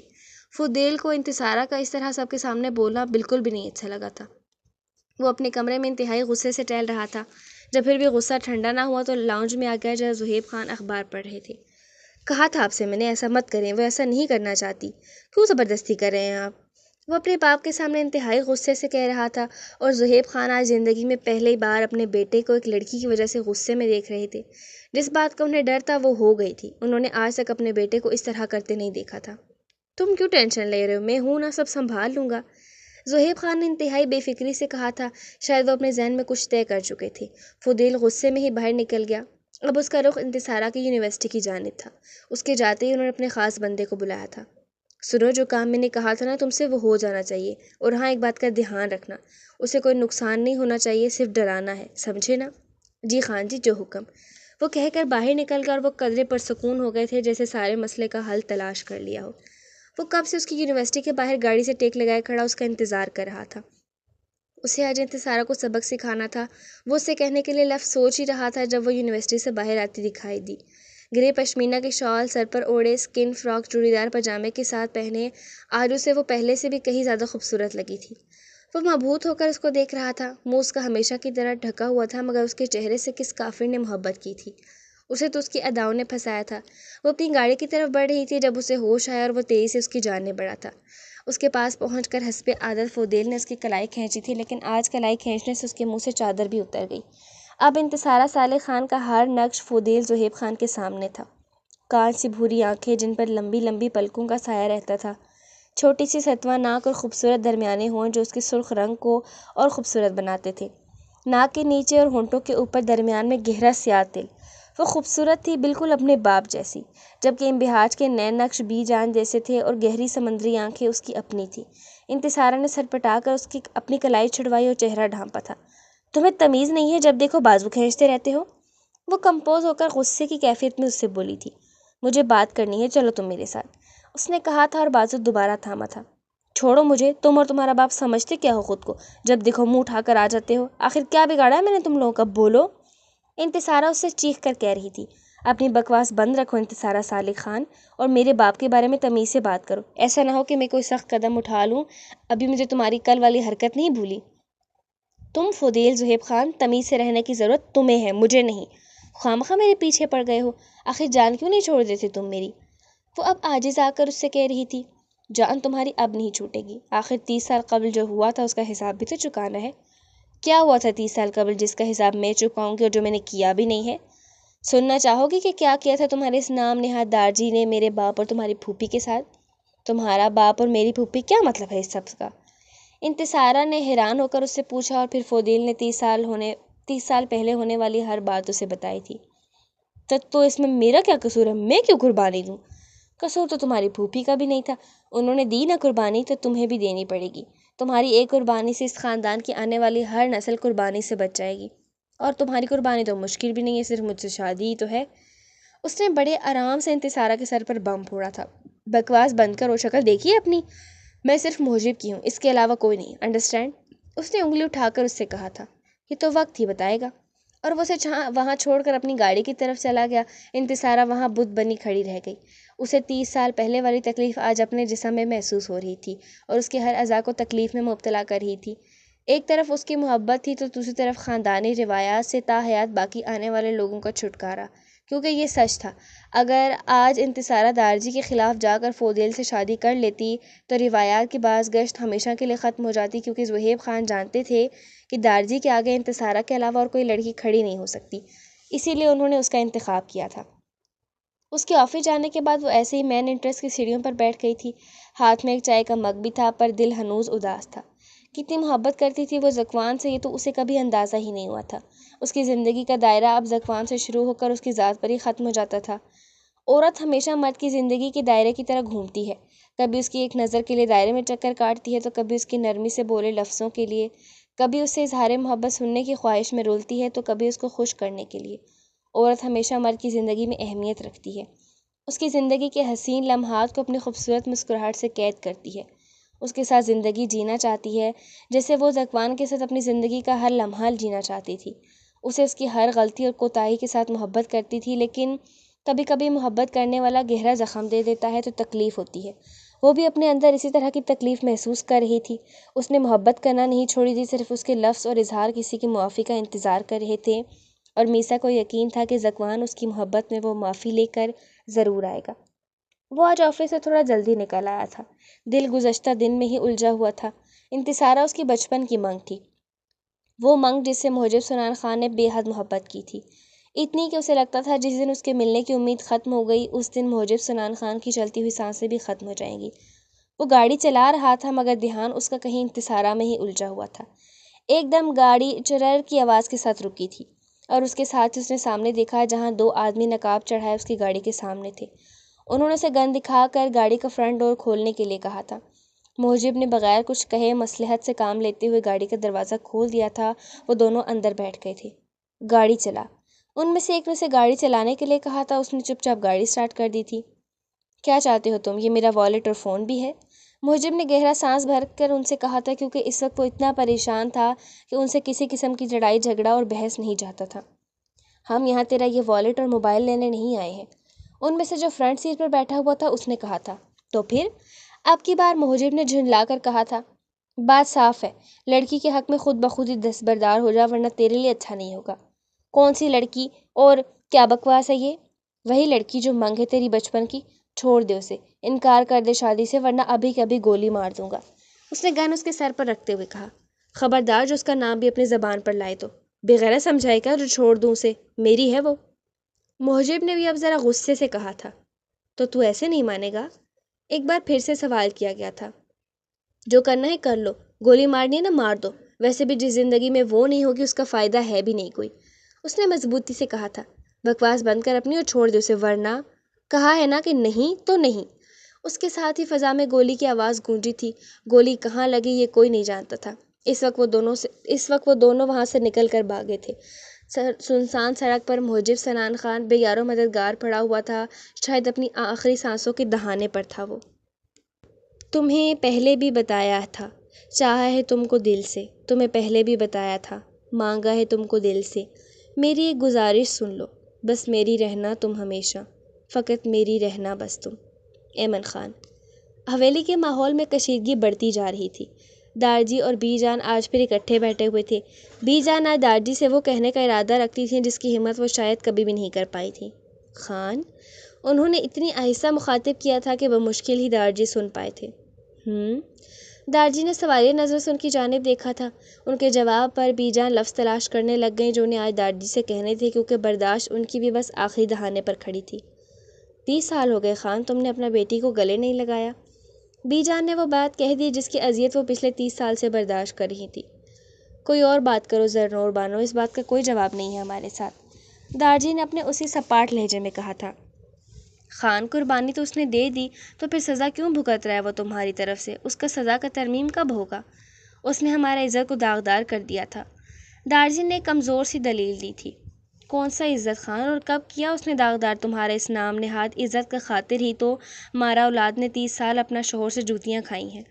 بی جان نے بھی وہ راز اگل لیا جسے سینے میں چھپائے وہ پھر رہی تھی۔ کیا بکواس کرتا ہے تم؟ شیر خان نے مارا ہماری بیٹی کو؟ دارجی نے بے یقینی سے کہا تھا۔ خان، ایک بار نہیں کئی بار۔ بی جان کے آنسوؤں نے ان کا چہرہ بگو دیا تھا۔ دارجی ایک دم خاموش ہو گئے تھے۔ ایک بار بھی وہ شکایت لے کر تمہارا پاس نہیں آیا، جانتا ہے کیوں؟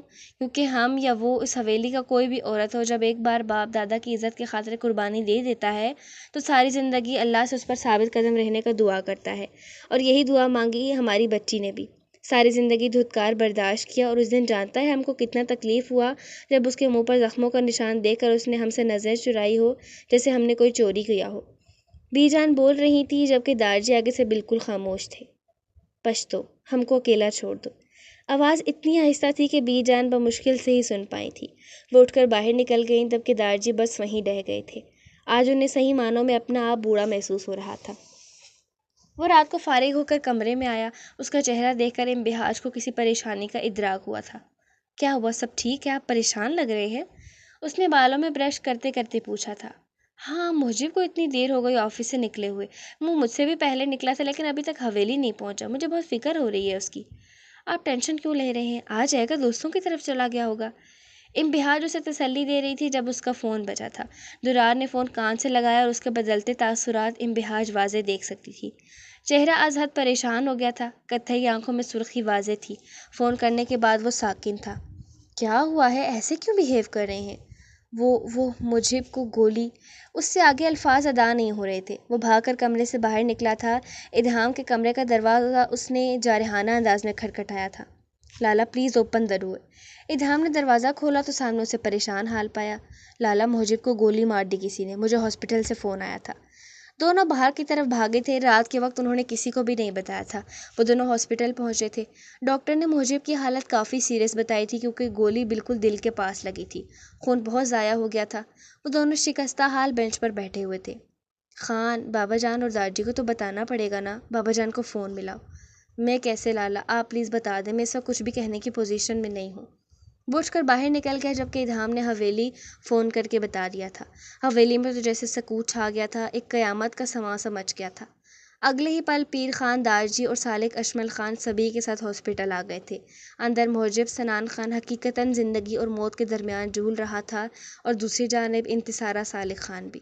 جیسے ہی سب مرد ہاسپٹل کے لیے نکلے، یمامہ انتصارہ کے کمرے میں داخل ہوئی تھی جو شاید سونے کی تیاری کر رہی تھی۔ اسے دیکھ کر وہ ہلکا سا مسکرائی۔ ارے واہ، اپنے ہسبینڈ کو اس ٹائم اکیلا چھوڑ کر میرے پاس آ گئی ہو، کوئی جھگڑا تو نہیں ہو گیا لالا سے؟ وہ حسب عادت چہرے پر شریر مسکراہٹ سجا کر اسے تنگ کر رہی تھی، لیکن بدلے میں یمامہ کا سنجیدہ رویہ اسے واقعی کسی انہونی کا پتہ دے رہا تھا۔ کیا بات ہے یمامہ؟ کیا واقعی لالا سے جھگڑا ہو گیا ہے تمہارا؟ چلو میں بات کرتی ہوں لالا سے۔ اس کا ہاتھ پکڑ کر اسے کمرے سے باہر لے کر جا رہی تھی جب یمامہ نے اس کا ہاتھ تھاما تھا۔ انتصارہ، میرا کوئی جھگڑا نہیں ہوا ہے۔ تو پھر کیا ہوا ہے، بتاؤ مجھے۔ انتصارہ اس کے چہرے کو دیکھ رہی تھی۔ وہ محجب لالا۔ کیا ہوا محجب کو، ملنے تو نہیں آ گئے مجھے چھپ کر؟ کہا بھی تھا صبر کر لینے کہ ان سے صبر ہوتا ہی نہیں۔ کہاں ہے، میں ابھی دیکھتی ہوں۔ وہ پھر کمرے سے جانے لگی جب یمامہ نے انتصارہ کا بازو پکڑ کر روکا تھا۔ محجب، لالا کو کسی نے گولی مار دی ہے، ان کی کنڈیشن خاصی سیریس ہے، سب مرد ہاسپٹل گئے ہیں۔ یہ کیا مذاق کر رہی ہو؟ انتصارہ نے مسکراتے ہوئے کہا تھا۔ یہ مذاق نہیں ہے، سچ میں وہ ہاسپٹل ہیں۔ ایک دم انتصارہ نے اپنا بازو چھڑوایا تھا اور بے یقینی سے اس کی جانب دیکھا تھا۔ میں خود دیکھ کر آتی ہوں، وہ اپنے کمرے میں ہی ہوں گے۔ وہ اس سے ہاتھ چھڑوا کر سیدھا 2-3 سیڑھیاں اتر کر پیر خان کے پوشن میں گئی تھی۔ محجب کے کمرے کا دروازہ کھولا تو سامنے کمرہ خالی تھا۔ یہاں بھی نہیں ہے۔ انتصارہ، میری بات سنو تم۔ بی بی محجب کو دیکھا، وہ اپنے کمرے میں نہیں ہے، دلال لالا کے ساتھ ہیں کیا؟ انبہاج کی طرف اس نے دیکھ کر بڑی امید سے پوچھا تھا۔ ہاں ان کے ساتھ ہے، آ جاؤ تم اندر میرے پاس۔ وہ اسے اپنے کمرے میں لے گئی اور بیڈ پر بٹھا دیا، پانی کا گلاس بھر کر اسے پلایا۔ پھر وہ اس کے ساتھ ہی بیٹھ گئی۔ بی بی محجب کب آئیں گے؟ آ جائیں گے، تم سو جاؤ یہاں میرے پاس۔ یہاں آپ کے پاس کیوں سوؤں، یہ تو دلال لالا کی جگہ ہے نا۔ اس کے سوالات پھر سے شروع ہو چکے تھے۔ انتصارہ، انبہاج نے اسے گھورا تھا۔ Okay sorry. وہ انبہاج کی گود میں سر رکھ کر لیٹ گئی تھی اور انبہاج کی آنکھیں اس وقت ایک بار پھر صبر سے متعارف ہو رہی تھیں۔ انتصارہ پر بہت مشکل وقت تھا۔ ذکوان ہاؤس بھی خبر ہو چکی تھی۔ ذکوان رضویٰ بیگم اور میسا کو لے کر حویلی آیا تھا اور اس کے بعد خود اس نے ہاسپٹل جانا تھا۔ رضویٰ بیگم تو زنان خانے میں پیر بیگم کے ساتھ بیٹھ گئی تھی کیونکہ رو رو کر پیر بیگم کی حالت بری ہو گئی تھی، جبکہ میسا انبہاج کے کمرے میں آ گئی تھی جہاں انتصارہ تھی۔ میسا نے انتصارہ کو انبہاج کے ساتھ بیٹھے دیکھا تو بھاگ کر اس کے پاس آ گئی تھی۔ انتصارہ، لالا۔ اس کے بعد میسا نے رونا شروع کر دیا۔ انتصارہ نے حیرت سے میسا کی جانب دیکھا تھا۔ کیا ہوا میسا، تم رو کیوں رہی ہو؟ کیا مطلب ہے کہ میں کیوں رو رہی ہوں؟ میرے لالا زندگی اور موت کے بیچ ہیں، بی بی اسے نہیں پتا کیا؟ اب میسا نے انبہاج سے پوچھا تھا، جس پر اس نے سر کے اشارے سے اسے بتایا تھا۔ انتصارہ کو سب کچھ پتا ہونے کے باوجود وہ رو نہیں رہی تھی، نہ ہی کچھ بول رہی تھی۔ وہ چپ چاپ بیٹھی ہوئی تھی اور اس کی یہی حالت اس کے گرد موجود لوگوں کو زیادہ تکلیف میں مبتلا کر رہی تھی۔ ہاسپٹل میں پوری رات ان نفوس نے ایک ٹانگ پر کھڑے ہو کر گزاری تھی۔ حویلی میں خواتین کا برا حال تھا۔ درار کو محجب کی ایک ایک بات، ایک ایک حرکت یاد آ رہی تھی۔ تکلیف سی تکلیف تھی ہر طرف۔ ایک دم اچانک سے پتہ نہیں کیا ہو گیا تھا۔ صبح صبح ڈاکٹر آپریشن تھیٹر سے باہر آیا تھا۔ ڈاکٹر کیسا ہے وہ اب؟ ادھام نے ڈاکٹر سے پوچھا تھا، جن کے چہرے سے ہی مایوسی ٹپک رہی تھی۔ آئی ایم سوری، گولی ہم نے نکال دی ہے پر وہ کوما میں جا چکے ہیں۔ ہم کچھ نہیں کہہ سکتے کہ وہ کتنے عرصے میں اس سے باہر آئیں گے۔ آپ لوگ پلیز دعا کریں، جلدی ہوش میں آ جائیں، اور یہ بھی ہو سکتا ہے کہ سال لگ جائیں۔ ڈاکٹر اپنی بات کہہ کر رکے نہیں تھے، وہ چلے گئے تھے مگر وہاں کھڑے ہوئے نفوس کو جھٹکے دے گئے تھے۔ وہاں ایک طرف ذکوان بھی کھڑا تھا، پیر خان کے ساتھ، ادھام کے ساتھ۔ وہاں کھڑے ہر انسان نے یہ خبر سنی تھی اور داجی یہ خبر سنتے ہی بینچ پر بیٹھ گئے تھے۔ انہیں اپنے دل میں شدید درد کا احساس ہو رہا تھا۔ سب لوگ ان کی جانب بڑھے تھے، انہیں فوری طور پر ٹریٹمنٹ کے لیے لے جایا گیا تھا۔ صرف 24 گھنٹوں میں خان حویلی میں سردار اشمل خان کی حکمرانی کا تختہ الٹ گیا تھا۔ انسان دوسروں پر حکومت کرتے ہوئے یہ بات اکثر بھول جاتا ہے کہ وقت کبھی ایک سا نہیں رہتا۔ شیر خان کی برتریت کو اللہ نے خاک میں ملایا، پھر ذکوان کو اس کے غرور اور اللہ کی نافرمانی کی سزا ملی۔ رضویٰ شیر خان کو اولاد کے ساتھ کی صورت میں ان کی زندگی بھر کے صبر کا پھل ملا۔ پھر اشمل خان کی سزا کا تعین کیا تھا اللہ کی ذات نے۔ جن روایت کو پچھلے 35 سال کے انہوں نے سینے سے لگایا ہوا تھا، انہی روایت کا چیتھڑا چیتھڑا بکھر گیا تھا، اور وہ خود ہاسپٹل کے بیڈ پر پڑے ہوئے تھے۔ جس اولاد کی خوشیوں کو انہوں نے ساری عمر نگل کر قربانی کی نظر کیا تھا، وہی آج مکافات عمل کی صورت میں ان کے آگے کھڑی ہو گئی تھی۔ وقت پلٹا تھا اور اس کے ساتھ ہی ساری بساط بھی پلٹ گئی تھی۔ کسی کی سزا کا تعین جلدی ہوا تھا تو کسی کے سزا میں ابھی کچھ وقت تھا۔ بہرحال جو بویا تھا وہ تو سبھی کاٹ رہے تھے، خوشی سے یا چاہے غم سے۔ محجب کے کوما میں جانے اور داجی کے ہارٹ اٹیک کی خبر خان حویلی کی عورتوں تک پہنچ چکی تھی۔ اس لمحے خان حویلی کی ہر عورت بے بسی کے دہانے پر کھڑی تھی۔ ماں شدید خواہش ہونے کے باوجود اپنے بیٹے کو دیکھنے ہسپتال نہیں جا سکتی تھی، بیوی شوہر کی ہدایت کے لیے نہیں جا سکتی تھی۔ کیوں تھا ایسا؟ سب کے سب روایت کی کچی ڈوری میں بندھے ہوئے تھے، جو اب اتنی خستہ حال ہو چکی تھی کہ وقت کے کسی بھی لمحے ٹوٹ سکتی تھی۔ پیر بیگم بار بار بے ہوش ہو رہی تھی، اور اب انتصارہ کو خبر ہوئی تھی جس انسان کے سانس لینے کی آواز اسے اپنے وجود میں سے آتی تھی، وہ انسان دنیا و مافیا سے بے خبر ہاسپٹل کے بستر پر پڑا تھا، اور اس کی زندگی کی طرف واپس آنے کے لمحات کا اندازہ وہ نہیں لگا سکتی تھی۔ زندگی نے پہلی بار انتصارہ سالک کو صبر سے روشناس کرایا تھا۔ اس زندگی سے بھرپور لڑکی کو بے بسی کے عجیب دہانے پر لا کر کھڑا کر دیا تھا، جہاں وہ خود کو تنہا محسوس کر رہی تھی، کیونکہ جس کے ساتھ زندگی گزارنے کے خواب دیکھے تھے وہ تو اب کہیں نہیں تھا۔ پھر وہ کیوں تھی؟ اس نے خود کے بازو پر ایک چٹکی کاٹی اور خود کے زندہ ہونے کا ادراک کیا تھا۔ اس لمحے اس کی جانب سب دیکھ رہے تھے، جو اس کی محبت کی داستان سے واقف تھا وہ سب وہاں موجود تھی، اور انتصارہ کی خاموشی انہیں کاٹ رہی تھی، جو بستر سے نیچے کارپیٹ پر بیٹھی ہوئی تھی۔ سن رہی ہو انتصارہ؟ لالا کوما میں چلے گئے ہیں، تمہیں کیوں سنائی نہیں دے رہا؟ میسا روتے ہوئے اسے جھنجھوڑ رہی تھی، جو ابھی بھی سابقہ حالت میں ساکن بیٹھی ہوئی تھی۔ میسا اس کو جھنجھوڑ کر تھک گئی تھی۔ سب کی رو رو کر بری حالت تھی، صرف ایک واحد نفس صبر کا منہ بولتا مجسمہ آج بھی اس سپاش تاثرات کے ساتھ وہاں موجود تھا جیسے ہمیشہ ہوتا تھا۔ اس کی آنکھیں خشک تھی، شاید آنسو آئے۔ کتنی دعائیں مانگی تھی ساری زندگی اس نے کہ بہن کے لیے، کہ کبھی اللہ اسے صبر سے روشناس نہ کرائے۔ تو کیوں ہوا تھا ایسا؟ وہ تو ہمیشہ شکر کرتی تھی اللہ کا جس نے اس کی بہن کو زندگی سے بھرپور رکھا ہوا تھا۔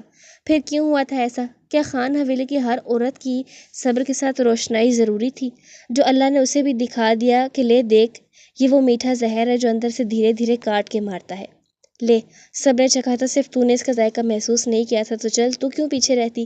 اب تیری باری ہے۔ اور گھونٹ گھونٹ کر کے وہ میٹھا زہر انتصارہ سالک خان کے حلق میں انڈیلا گیا تھا، جس سے اس کے چہرے سمیت سارا اندر نیلا پڑ گیا تھا۔ وہ خاموشی سے اپنی زندگی سے بھرپور بہن کے صبر کو دیکھ رہی تھی۔ وہ اسے خود کی طرح پتھر نہیں بنانا چاہتی تھی، اس لیے وہ جگہ سے اٹھی تھی، کیونکہ وہ جانتی تھی اگر آج انتصارہ کو نہ رلایا گیا تو ساری زندگی کے لیے خان حویلی میں ایک اور بے حس انبہاج سالک خان جنم لے لیتی۔ وہ قدم قدم اس کے پاس آئی تھی، گھٹنوں کے بل زمین پر اس کے قریب بیٹھی۔ اس نے کندھا ہلایا تھا۔ انتصارہ نے اپنی خالی آنکھوں سے اس کے چہرے کی دیکھا تھا، جہاں لب بھنجے ہوئے تھے۔ انبہاج کو اسے دیکھ کر تکلیف ہوئی تھی۔ کیا تمہیں کوئی فرق نہیں پڑتا انتصارہ کہ وہ ہوش میں نہیں ہے، اسے تکلیف ہوئی ہے؟ انبہاج نے نرمی سے اس کا کندھا تھپتھپا کر اس کا ہاتھ تھاما تھا۔ دو تین آنسو انتصارہ کی آنکھ سے گر کر انبہاج کے ہاتھ پر جذب ہوئے تھے۔ پتھر کے پگھلنے کی شروعات ہوئی تھی۔ تمہیں اس کی تکلیف سے کوئی مطلب نہیں ہے؟ محبت کرتی ہو نا اس سے؟ کتنی کرتی ہو بتاؤ مجھے؟ انبہاج نے اس کی تھوڑی تھام کر اپنی طرف ٹہرا کیا تھا۔ بہت کرتی ہوں، ایسا لگ رہا ہے میں مر گئی ہوں، اس نے بہت آہستہ سے کہا تھا، اور ساتھ ہی آنسوؤں کی رفتار میں تیزی آئی تھی۔ بی بی محجب، اور پھر وہ اندھا دھند روئی تھی۔ اس کی چیخیں خان حویلی کے در و دیوار میں جذب ہو رہی تھی، اس کی سسکیاں وہاں موجود ہر نفس کو لرزا رہی تھی۔ انبہاج نے اسے اپنے ساتھ لگایا تھا، لیکن اسے خاموش نہیں کروایا تھا، اسے رونے دیا تھا۔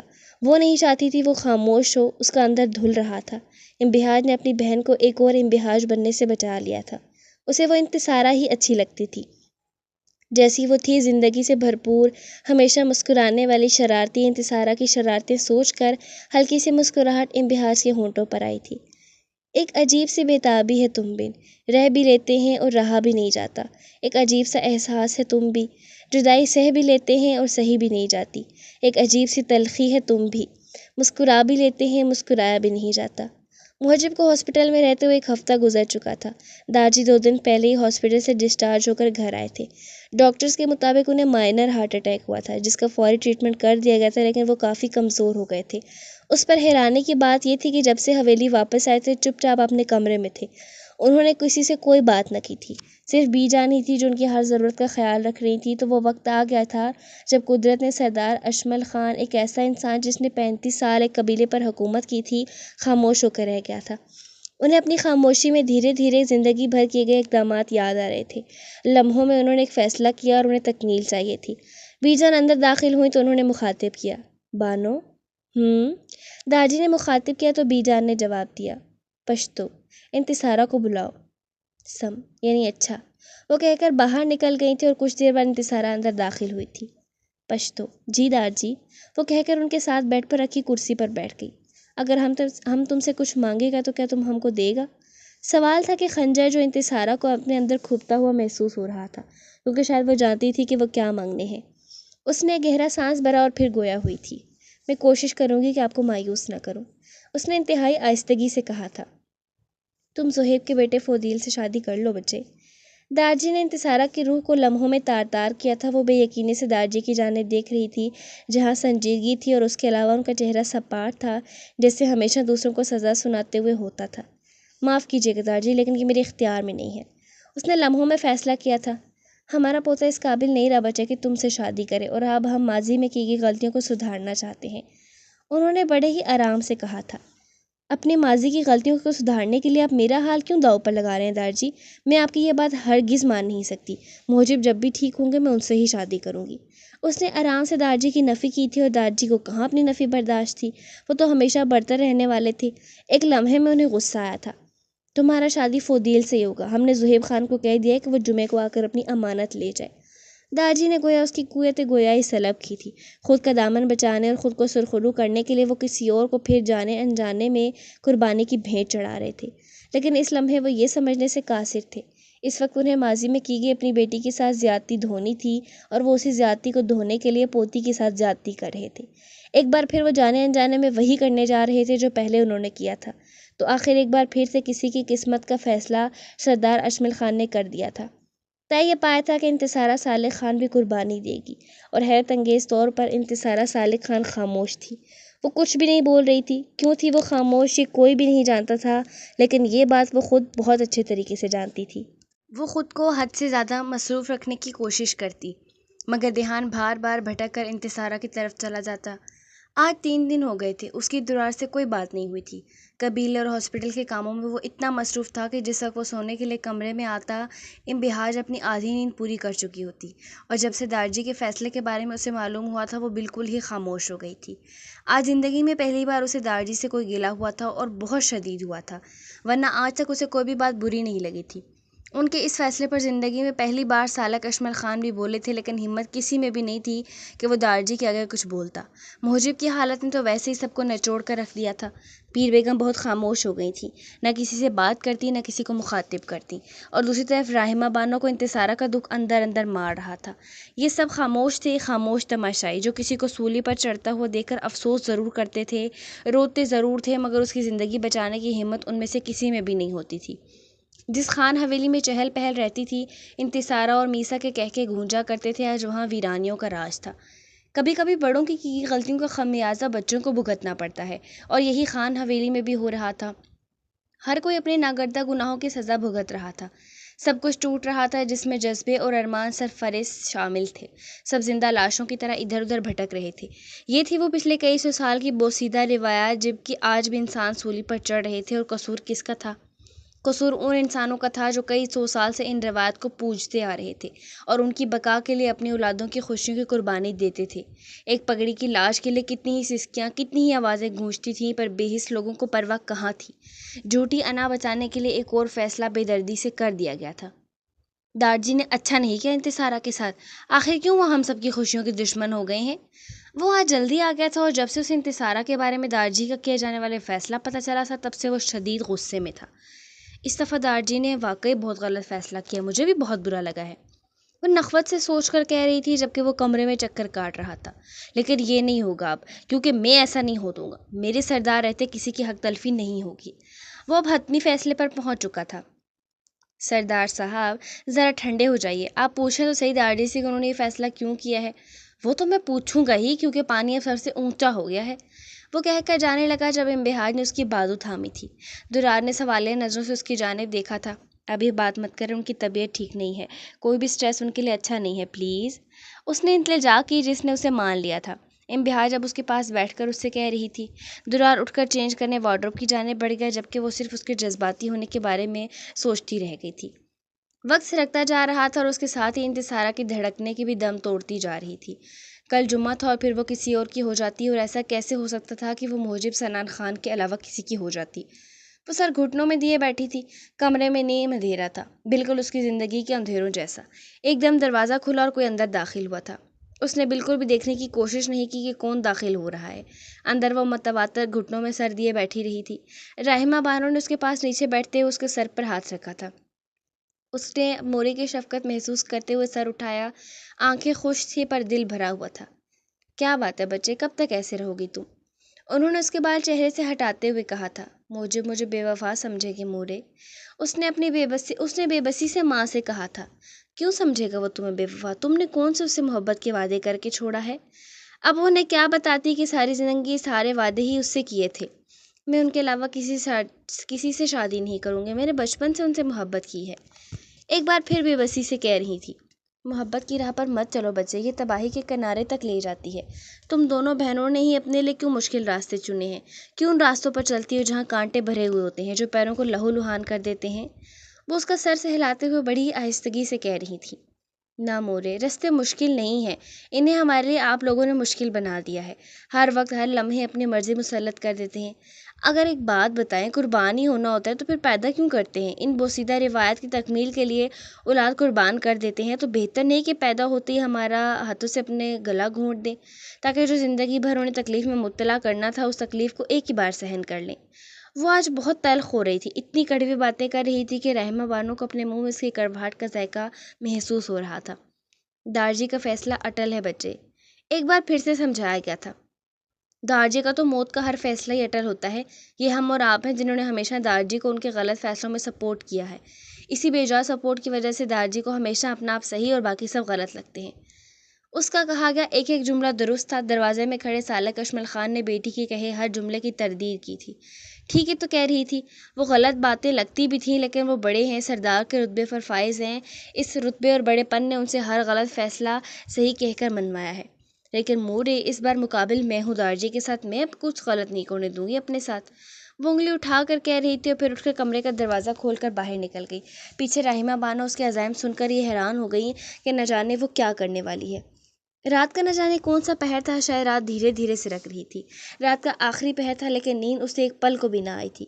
موسم کے تیور بھی کچھ خطرناک تھے، بارش نہیں ہو رہی تھی مگر ہوا اتنی تیز تھی کہ آندھی آنے کا ادراک دے رہی تھی۔ صرف آج کی رات تھی اور پھر کل۔ اس سے آگے کی سوچ نہ وہ سوچ رہی تھی اور نہ ہی اسے آ رہی تھی، کیونکہ وہ لمحات اس نے آنے نہیں دینے تھے۔ لمحوں کی رفتار سے اس نے فیصلہ کیا۔ اسے سمجھ نہیں آ رہا تھا یہ فیصلہ اس نے ٹھیک کیا یا غلط، مگر فیصلہ تو کر لیا تھا، اب صرف اس پر عمل باقی تھا۔ وہ بستر سے اٹھی اور کھڑکی کے پٹ کھولے تھے۔ جو ہی کھڑکی کھلی، تیز ہوا کا جھونکا اندر آیا تھا۔ ہوا نے اس کے رگوں پہ میں سراہٹ بھر دی تھی۔ کچھ دیر وہ کھڑکی میں کھڑی ہو کر گہرے گہرے سانس لیتی رہی، شاید خود کو سکون پہنچا رہی تھی۔ پھر جب کچھ سکون ہوا تو کھڑکی بند کر کے پلٹ آئی۔ جو وہ اس لمحے کرنے جا رہی تھی، وہ نہیں جانتی تھی کہ اس کے نتائج کیا برآمد ہوں گے، مگر اس لمحے وہ کچھ بھی نہیں سوچ رہی تھی۔ وارڈروب کے پاس پہنچ کر اس نے وارڈروب کھولی تھی، اندر سے سیاہ چادر نکالی۔ سیاہ چادر سے اس نے اپنا وجود اچھی طرح ڈھانپا اور منہ ڈھانپ کر اپنے کمرے سے باہر آ گئی۔ خان حویلی اس لمحے تاریکیوں میں ڈوبی ہوئی تھی، ہر نفس نیند کی وادیوں میں اترا ہوا تھا۔ پھر اسے نیند کیوں نہیں آ رہی تھی؟ اسی سکون کی تلاش میں وہ خان حویلی سے باہر نکلی تھی۔ دھیرے سے پوچھ کر دروازہ کھولا۔ گارڈ کے علاوہ وہاں سناٹا تھا۔ وہ جانتی تھی کہ سب اس لمحے سو رہے ہوں گے۔ وہ دھیرے دھیرے چلتی ہوئی سرونٹ کوارٹروں کی جانب آئی تھی، منہ متواتر ڈھانپا ہوا تھا۔ اس نے دھیرے سے دروازہ کھٹکھٹایا، شاید اندر والے بھی سو رہے تھے۔ اس نے ایک بار پھر دروازہ کھٹکھٹایا تھا اور ایک بار پیچھے مڑ کر بھی دیکھا تھا۔ تھوڑی دیر بعد ہی دروازہ کھلا اور گل خان بابا نیند کی حالت میں دروازے سے نمودار ہوئے تھے۔ کون ہیں آپ اور اس وقت یہاں کیا کر رہی ہیں؟ گل خان بابا نے حیرت سے اس کی جانب دیکھتے ہوئے کہا تھا۔ میں انتصارہ ہوں گل خان بابا، مجھے آپ کی مدد چاہیے۔ اس نے انگلیاں چٹکھاتے ہوئے گل خان کو اپنی مدد کرنے کے لیے کہا تھا۔ انتصارہ بی بی، آپ اس وقت یہاں کیا کر رہی ہیں اور میں آپ کی کیا مدد کر سکتا ہوں اس وقت؟ گل خان نے پریشانی سے انتصارہ کی جانب دیکھتے ہوئے کہا تھا۔ بابا پلیز اس وقت گاڑی نکالیں، مجھے کہیں جانا ہے۔ اس نے کہا تھا، لیکن اس وقت کسی کو پتہ چل جائے گا تو بی بی میری نوکری خطرے میں پڑ جائے گی۔ گل خان التجائیہ لہجے میں اس سے کہہ رہا تھا، اور اگر اس لمحے آپ نے میری مدد نہ کی تو میری زندگی خطرے میں پڑ جائے گی۔ پلیز کسی کو کچھ پتہ نہیں چلے گا، ہم صبح صبح واپس آ جائیں گے، آپ چلیں نا۔ لیکن کہاں جانا ہے بی بی؟ آپ چلیں، میں راستے میں بتاتی ہوں کہ کہاں جانا ہے۔ وہ جلدی سے کہہ کر گاڑی کی پچھلی سیٹ پر بیٹھ گئے اور کچھ ہی دیر میں گل خان نے گاڑی سٹارٹ کر دی۔ گاڑی حویلی کے تیسرے گیٹ سے نکلی تھی، کیونکہ وہاں ایک گارڈ تھا جو فی الحال اونگ رہا تھا، اس لیے کسی کو پتہ نہ چلنے کے چانسز کم تھے۔ گاڑی جب حویلی کی حدود سے تھوڑا باہر نکلی تو گل خان نے بھی انتصارہ سے پوچھا، کہاں جانا ہے بی بی؟ بابا، کیا آپ کو زہیب خان کا گھر معلوم ہے؟ اس نے بڑے آرام سے گل خان پر بم پھوڑا تھا۔ جی، لیکن زہیب خان کے گھر کیوں جانا ہے آپ نے؟ انتصارہ بی بی، اگر دارجی کو معلوم ہوگا تو بہت برا ہوگا۔ مجھے کوئی پرواہ نہیں ہے، کچھ بھی ہو، آپ بس زہیب خان کے گھر چلیں، مجھے بے حد ضروری کام ہے۔ ٹھیک ہے، لیکن ان کا گھر معلم جبہ میں ہے، یہاں سے تقریباً 1 گھنٹہ لگ جائے گا۔ گل خان نے اپنے مشاہدے کے مطابق اس سے کہا تھا۔ نہیں بابا، 1 گھنٹہ زیادہ ہو جائے گا، مجھے آدھے گھنٹے میں پہنچنا ہے وہاں، آپ جلدی گاڑی چلائیں پلیز۔ انتصارہ نے جلدی گاڑی چلانے کا کہا تھا۔ جو حکم بی بی۔ اسی کے ساتھ گل خان نے گاڑی کی سپیڈ بڑھائی تھی۔ انتصارہ سیٹ کی پشت سے سر ٹکا کر خود کو پرسکون کرنے کی کوشش کر رہی تھی۔ وہ اپنے دماغ میں وہ سب ترتیب دے رہی تھی جو اسے وہاں جا کر بولنا تھا۔ اس کے ذہن میں محجب کے ساتھ بتایا ہوا ہر لمحہ گھوم رہا تھا۔ محجب کا ہنستا مسکراتا چہرہ، میں تمہیں دیکھے بغیر ایک لمحہ نہیں رہ سکتا۔ کہو تو لالا کے ساتھ ساتھ تمہارے لیے بھی اپنے نام کمایوں کا جوڑا نہ لے آؤں۔ جس دن تمہارے ملنے کی امید ختم ہوئی اس دن محجب سنان خان کی زندگی کا آخری دن ہوگا۔ سارے محجب کے الفاظ گڈمڈ ہو رہے تھے۔ انتصارہ نے زور سے آنکھیں میچی ہوئی تھی، آنسو اس کی آنکھوں سے نکل کر چہرہ بھگو رہے تھے۔ تمہارے ملنے کی امید ختم ہو گئی تو انتصارہ صالح خان کا بھی آخری دن ہوگا محجب سنان خان۔ تم بے وفا نہیں ہو سکتے جو مجھے یوں ہی راستے میں تنہا چھوڑ دو۔ تمہیں میرے لیے واپس آنا پڑے گا۔ میں صرف تمہاری امانت ہوں، اس میں خیانت کی اجازت میں کسی کو نہیں دوں گی، تمہیں بھی نہیں، یاد رکھنا۔ اس کا وجود ہولے ہولے لرز رہا تھا۔ محبت کی مار جو پڑ رہی تھی۔ ایک بار پھر پیار، محبت اور عشق الگ الگ ہو گیا تھا۔ پیار وہ ہر پیاری چیز سے ہوتا ہے جسے ذکوان کو میسا پیاری لگی تھی۔ اس کا پیارا لگنا ہی ذکوان کو میسا کے پیار میں مبتلا کر گیا تھا۔ محبت جو ایک سے ہوتی ہے اور بدلے میں اظہار مانگتی ہے، جیسے انتصارہ کو محجب سے اور محجب کو انتصارہ سے ہوئی تھی، اور اظہار کا انعقاد دونوں طرف سے کیا گیا تھا۔ پھر آتا ہے سب سے طویل اور کٹھن مرحلہ، عشق، جو صرف دینے کا نام ہے، جس میں کوئی وصول نہیں ہے، کوئی حاصل نہیں ہے، اور وہ تھا انبہاج کا درار کے لیے عشق، جو در سے ٹھہراؤ تک کا سفر تھا، جس میں صرف چاہنا تھا اور بس چاہے چلے جانا تھا، بغیر کسی غرض کے، بغیر کسی چاہ کے۔ ہر چیز بدل گئی تھی، کردار بدل گئے تھے، جذبات بدل گئے تھے، اگر کوئی نہیں بدلا تھا تو وہ تھی انبہاج صالح خان۔ گاڑی ایک جھٹکے سے رکی، اس نے جھٹ سے آنکھیں کھولی، وہ جیسے کسی خواب کی کیفیت سے باہر آئی تھی۔ آنکھیں اور چہرہ پورا بھیگا ہوا تھا، لمحوں میں اس کی ناک آنسو بہانے کے باعث سرخ ہوئی تھی۔ انتصارہ بی بی، ہم پہنچ گئے ہیں، گل خان نے گاڑی روکتے ہوئے کہا تھا۔ انتصارہ نے نظریں اٹھا کر دیکھا تو وہ ایک عالی شان گھر کے باہر کھڑے تھے۔ پہاڑوں کے وسط میں درختوں کے درمیان وہ گھر بہت خوبصورت تھا۔ باہر زہیب خان کے نام کی تختی بھی لگی ہوئی تھی۔ آہستہ آہستہ آسمان سے روشنی زمین پر اپنے پر پھیلا رہی تھی۔ انتصارہ کو اپنا وجود ایک خوف کی لپیٹ میں محسوس ہوا تھا۔ وہ دروازہ کھول کر گاڑی سے باہر نکلی، اس کا منہ گھر کی جانب تھا۔ ایک دم اسے شدید سردی کا احساس ہوا تھا۔ ہوا کے تیز جھونکے نے اس کی چادر اس کے منہ سے ہٹا دی۔ آج انتصارہ نے چادر واپس منہ پر نہیں ڈالی تھی، آج اس کا چہرہ عیاں تھا۔ وہ قدم قدم چلتی گیٹ کے سامنے رکی۔ چوکیدار نے اسے دیکھ کر پوچھا تھا، جی بی بی، کس سے ملنا ہے آپ کو؟ چوکیدار ماتھے پر بل ڈالے پوچھ رہا تھا۔ فودیل سے ملنا ہے مجھے، اس نے بھی مضبوط لہجے میں جواب دیا تھا۔ ٹھیک ہے، اندر چلی جائیں آپ۔ اس نے اسے اندر کا راستہ دکھایا تھا تو انتصارہ روبوٹ کی طرح چلتی گھر میں داخل ہوئی تھی۔ مین دروازہ کھولتے ہی وسیع اور عریض لاؤنج میں داخل ہوئی، جہاں بڑی بڑی کھڑکیوں پر پردے پڑے ہوئے تھے۔ وسط میں بڑے صوفے تھے جن کے درمیان میں خوبصورت شیشے کی میز تھی۔ سامنے دیوار پر فل سائز LED لگی ہوئی تھی، اور ایک دیوار پر وسیع آتش دان بنا ہوا تھا جس میں آگ دہک رہی تھی۔ انتصارہ نے لمحے کے 1000ویں حصے میں اس لاؤنج کا جائزہ لیا تھا۔ صبح صبح کا وقت تھا، گھر میں بے پناہ خاموشی تھی، شاید سب سو رہے تھے۔ وہ گھوم پھر کر گھر دیکھ رہی تھی، اتنے میں ایک ملازمہ کافی کا کپ لے کر وہاں آئی اور اسے دیکھ کر ٹھٹک کر رک گئی۔ جی آپ کون ہیں اور یہاں کیا کر رہی ہیں صبح صبح؟ ملازمہ نے بھی چوکیدار کا پوچھا ہوا سوال دوبارہ دہرایا تھا۔ میرے کو یہاں قبضہ کرنے نہیں ہے، جو مجھ سے ہر کوئی یہی پوچھ رہا ہے کہ میں یہاں کیا کر رہی ہوں۔ فودیل کو بلاؤ، مجھے اس سے بات کرنی ہے، انتصارہ نے اب کی بار بلند آواز میں کہا تھا۔ جنت بی بی، آپ کو کب سے کافی لانے کا بولا تھا، آپ ابھی تک لائی کیوں؟ وہ بولتا ہوا سیڑھیاں اتر کر آ رہا تھا جب اسے دیکھ کر لفظوں کو بریک لگے تھے۔ اس کے الفاظ منہ میں ہی تھے جب اس نے دیکھا تھا سیاہ چادر میں لپٹا وجود، بال بکھرے ہوئے چادر سے باہر جھانک رہے تھے، چہرہ بغیر ڈھکے، آنکھیں سوجی ہوئی، ناک سرخ، ہونٹ اور بھیچے ہوئے۔ وہ اسے ہی دیکھ رہی تھی جو کہ سویا ہوا اٹھ کر آیا تھا اور سیڑھیوں کے درمیان میں کھڑا تھا، سیاہ ٹراؤزر پر سفید ٹی شرٹ پہنے، بکھرے بالوں کے ساتھ، چہرے پر سارے زمانے کی حیرت لیے وہ اسے دیکھ رہا تھا۔ انتصارہ، تم؟ اس نے وہیں سیڑھیوں پر کھڑے کھڑے ہی کہا تھا اور پھر تیزی سے سیڑھیاں پھلانگ کر نیچے اترا تھا۔ جنت بی بی، آپ جائیں یہاں سے۔ جنت بی بی مڑ کر واپس اندر کی جانب چلی گئی، جبکہ وہ قدم قدم چلتا اس کے قریب آ گیا۔ میں کبھی سوچ بھی نہیں سکتی تھی کہ تم اتنا گر جاؤ گے فودیل، میرے منع کرنے کے باوجود تم نے یہ شادی رکھوائی، یہ جانتے ہو کہ میں محجب سے محبت کرتی ہوں۔ وہ زور زور سے چیخ رہی تھی۔ انتصارہ، آہستہ بات کرو، تم اپنی حویلی میں نہیں میرے گھر میں کھڑی ہو، سمجھی نا؟ فودیل نے بھی اسے ذرا درست لہجے میں کہا تھا۔ انتصارہ چیخ تو رہی تھی مگر اس کے آنسو بار بار آنکھوں سے نکل رہے تھے۔ یہ کیا شور مچائے ہوئے فودیل، اور کون ہے یہ لڑکی؟ زہیب خان بھی باہر آتے ہوئے پوچھ رہے تھے۔ بابا جان آئیے، ملیے ان سے، آپ کی بہو انتصارہ صالح خان۔ وہ سینے پر بازو فولڈ کر کے انتصارہ کی طرف اشارہ کر کے باپ سے کہہ رہا تھا۔ فودیل، اپنی بکواس بند کر لو ورنہ میں منہ توڑ دوں گی تمہارا، اگر تم نے ایک بار بھی میرے لیے ان کی بہو کا لفظ استعمال کیا تو۔ وہ انگلی اٹھا کر کہہ رہی تھی، لڑکی حد میں رہو اپنی، میں آپ کے بیٹے سے ہرگز شادی نہیں کروں گی، میں موجب سے محبت کرتی ہوں، سمجھے آپ، پلیز میری جان چھوڑ دیں، کیوں میری زندگی مشکل میں ڈال رہے ہیں آپ لوگ۔ اب کی بار تو وہ سچ میں رو پڑی تھی۔ میں صرف یہ کہنے آئی ہوں کہ اس نکاح سے منع کر دیں آپ لوگ، میں بار بار منع کر چکی ہوں، جو کچھ بھی ہوا 30 سال پہلے اس میں میرا کیا قصور ہے جو میں سزا بھگتوں، آپ کو اللہ کا واسطہ ہے۔ اس نے ان کے سامنے ہاتھ جوڑے تھے۔ زہیب خان کے ذہن میں ایک دم ایک خیال آیا تھا، اگر یہ لڑکی اب حویلی جانے کے بجائے کہیں اور چلی گئی تو نکاح تو ہو نہیں سکے گا، اس لیے انہوں نے لمحوں میں فیصلہ کیا تھا، فودیل مولوی کو بلاؤ، جو نکاح شام میں ہونا تھا وہ اب بھی اور اسی وقت ہوگا۔ زہیب خان نے سپاٹ تاثرات کے ساتھ مولوی بلانے کے لیے کہا تھا۔ فودیل نے حیرت سے باپ کی جانب دیکھا۔ انتصارہ کے چہرے کی ہوائیاں لمحوں میں اڑی تھی۔ اس نے باہر کی طرف تیزی سے قدم بڑھائے جب زہیب نے جنت بی بی کو آواز دی تھی، اس لڑکی کو پکڑو، باہر نہ جائے یہاں سے۔ زہیب خان نے جنت بی بی کو انتصارہ کو باہر جانے سے روکا تھا۔ جنت بی بی نے انتصارہ کو تھاما تھا۔ چھوڑے مجھے، پلیز جانے دیں، یہ کیا کر رہے ہیں آپ، زبردستی نہیں کر سکتے میرے ساتھ، مجھے حویلی واپس جانے دیں۔ وہ اب ان کی منت کر رہی تھی۔ فودیل ابھی بھی بت بنا حیرت سے اپنے باپ کو دیکھ رہا تھا اور دوسری نظر اس کی انتصارہ پر پڑی جس کے آنسو نکل نکل کر مسلسل اس کا چہرہ بھگو رہے تھے۔ جنت بی بی انتصارہ کو کھینچ کر اندر کی جانب لے جا رہی تھی۔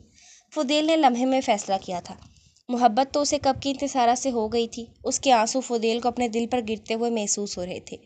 رکیے جنت بی بی، اس نے جنت بی بی کو رکنے کا کہا تھا اور اس کے ساتھ ہی باپ کی جانب دیکھا جو چہرے پر الجھن لیے بیٹے کو دیکھ رہے تھے۔ اسے جانے دے بابا۔ کمرے میں مکمل خاموشی تھی، صرف فودیل کی آواز گونج رہی تھی۔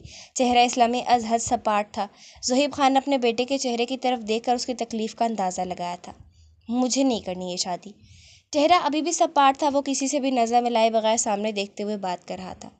کیسے نہیں کرنی شادی تم نے، محبت ہے وہ تمہاری؟ زہیب خان نے اس کے بازو کو تھامتے ہوئے کہا تھا۔ محبت؟ فودیل کی زبان سے یہ الفاظ نکلے تھے اور ایک مسکراہٹ اس کے لبوں پر پھیلی تھی۔ زہیب خان نے حیرت سے فودیل کے چہرے کے اتار چڑھاؤ ملاحظہ کیے تھے۔ محبت ہے اسی لیے تو نہیں کرنی۔ محبت کا نام سن کر انتصارہ نے بھی حیرت سے اس کی جانب دیکھا تھا اور پھر منہ پر ہاتھ رکھا جیسے اسے یقین نہ آ رہا ہو اس بات پر۔ تمہارا نکاح اس سے ہی ہوگا۔ زہیب خان ایک نتیجے پر پہنچ چکے تھے۔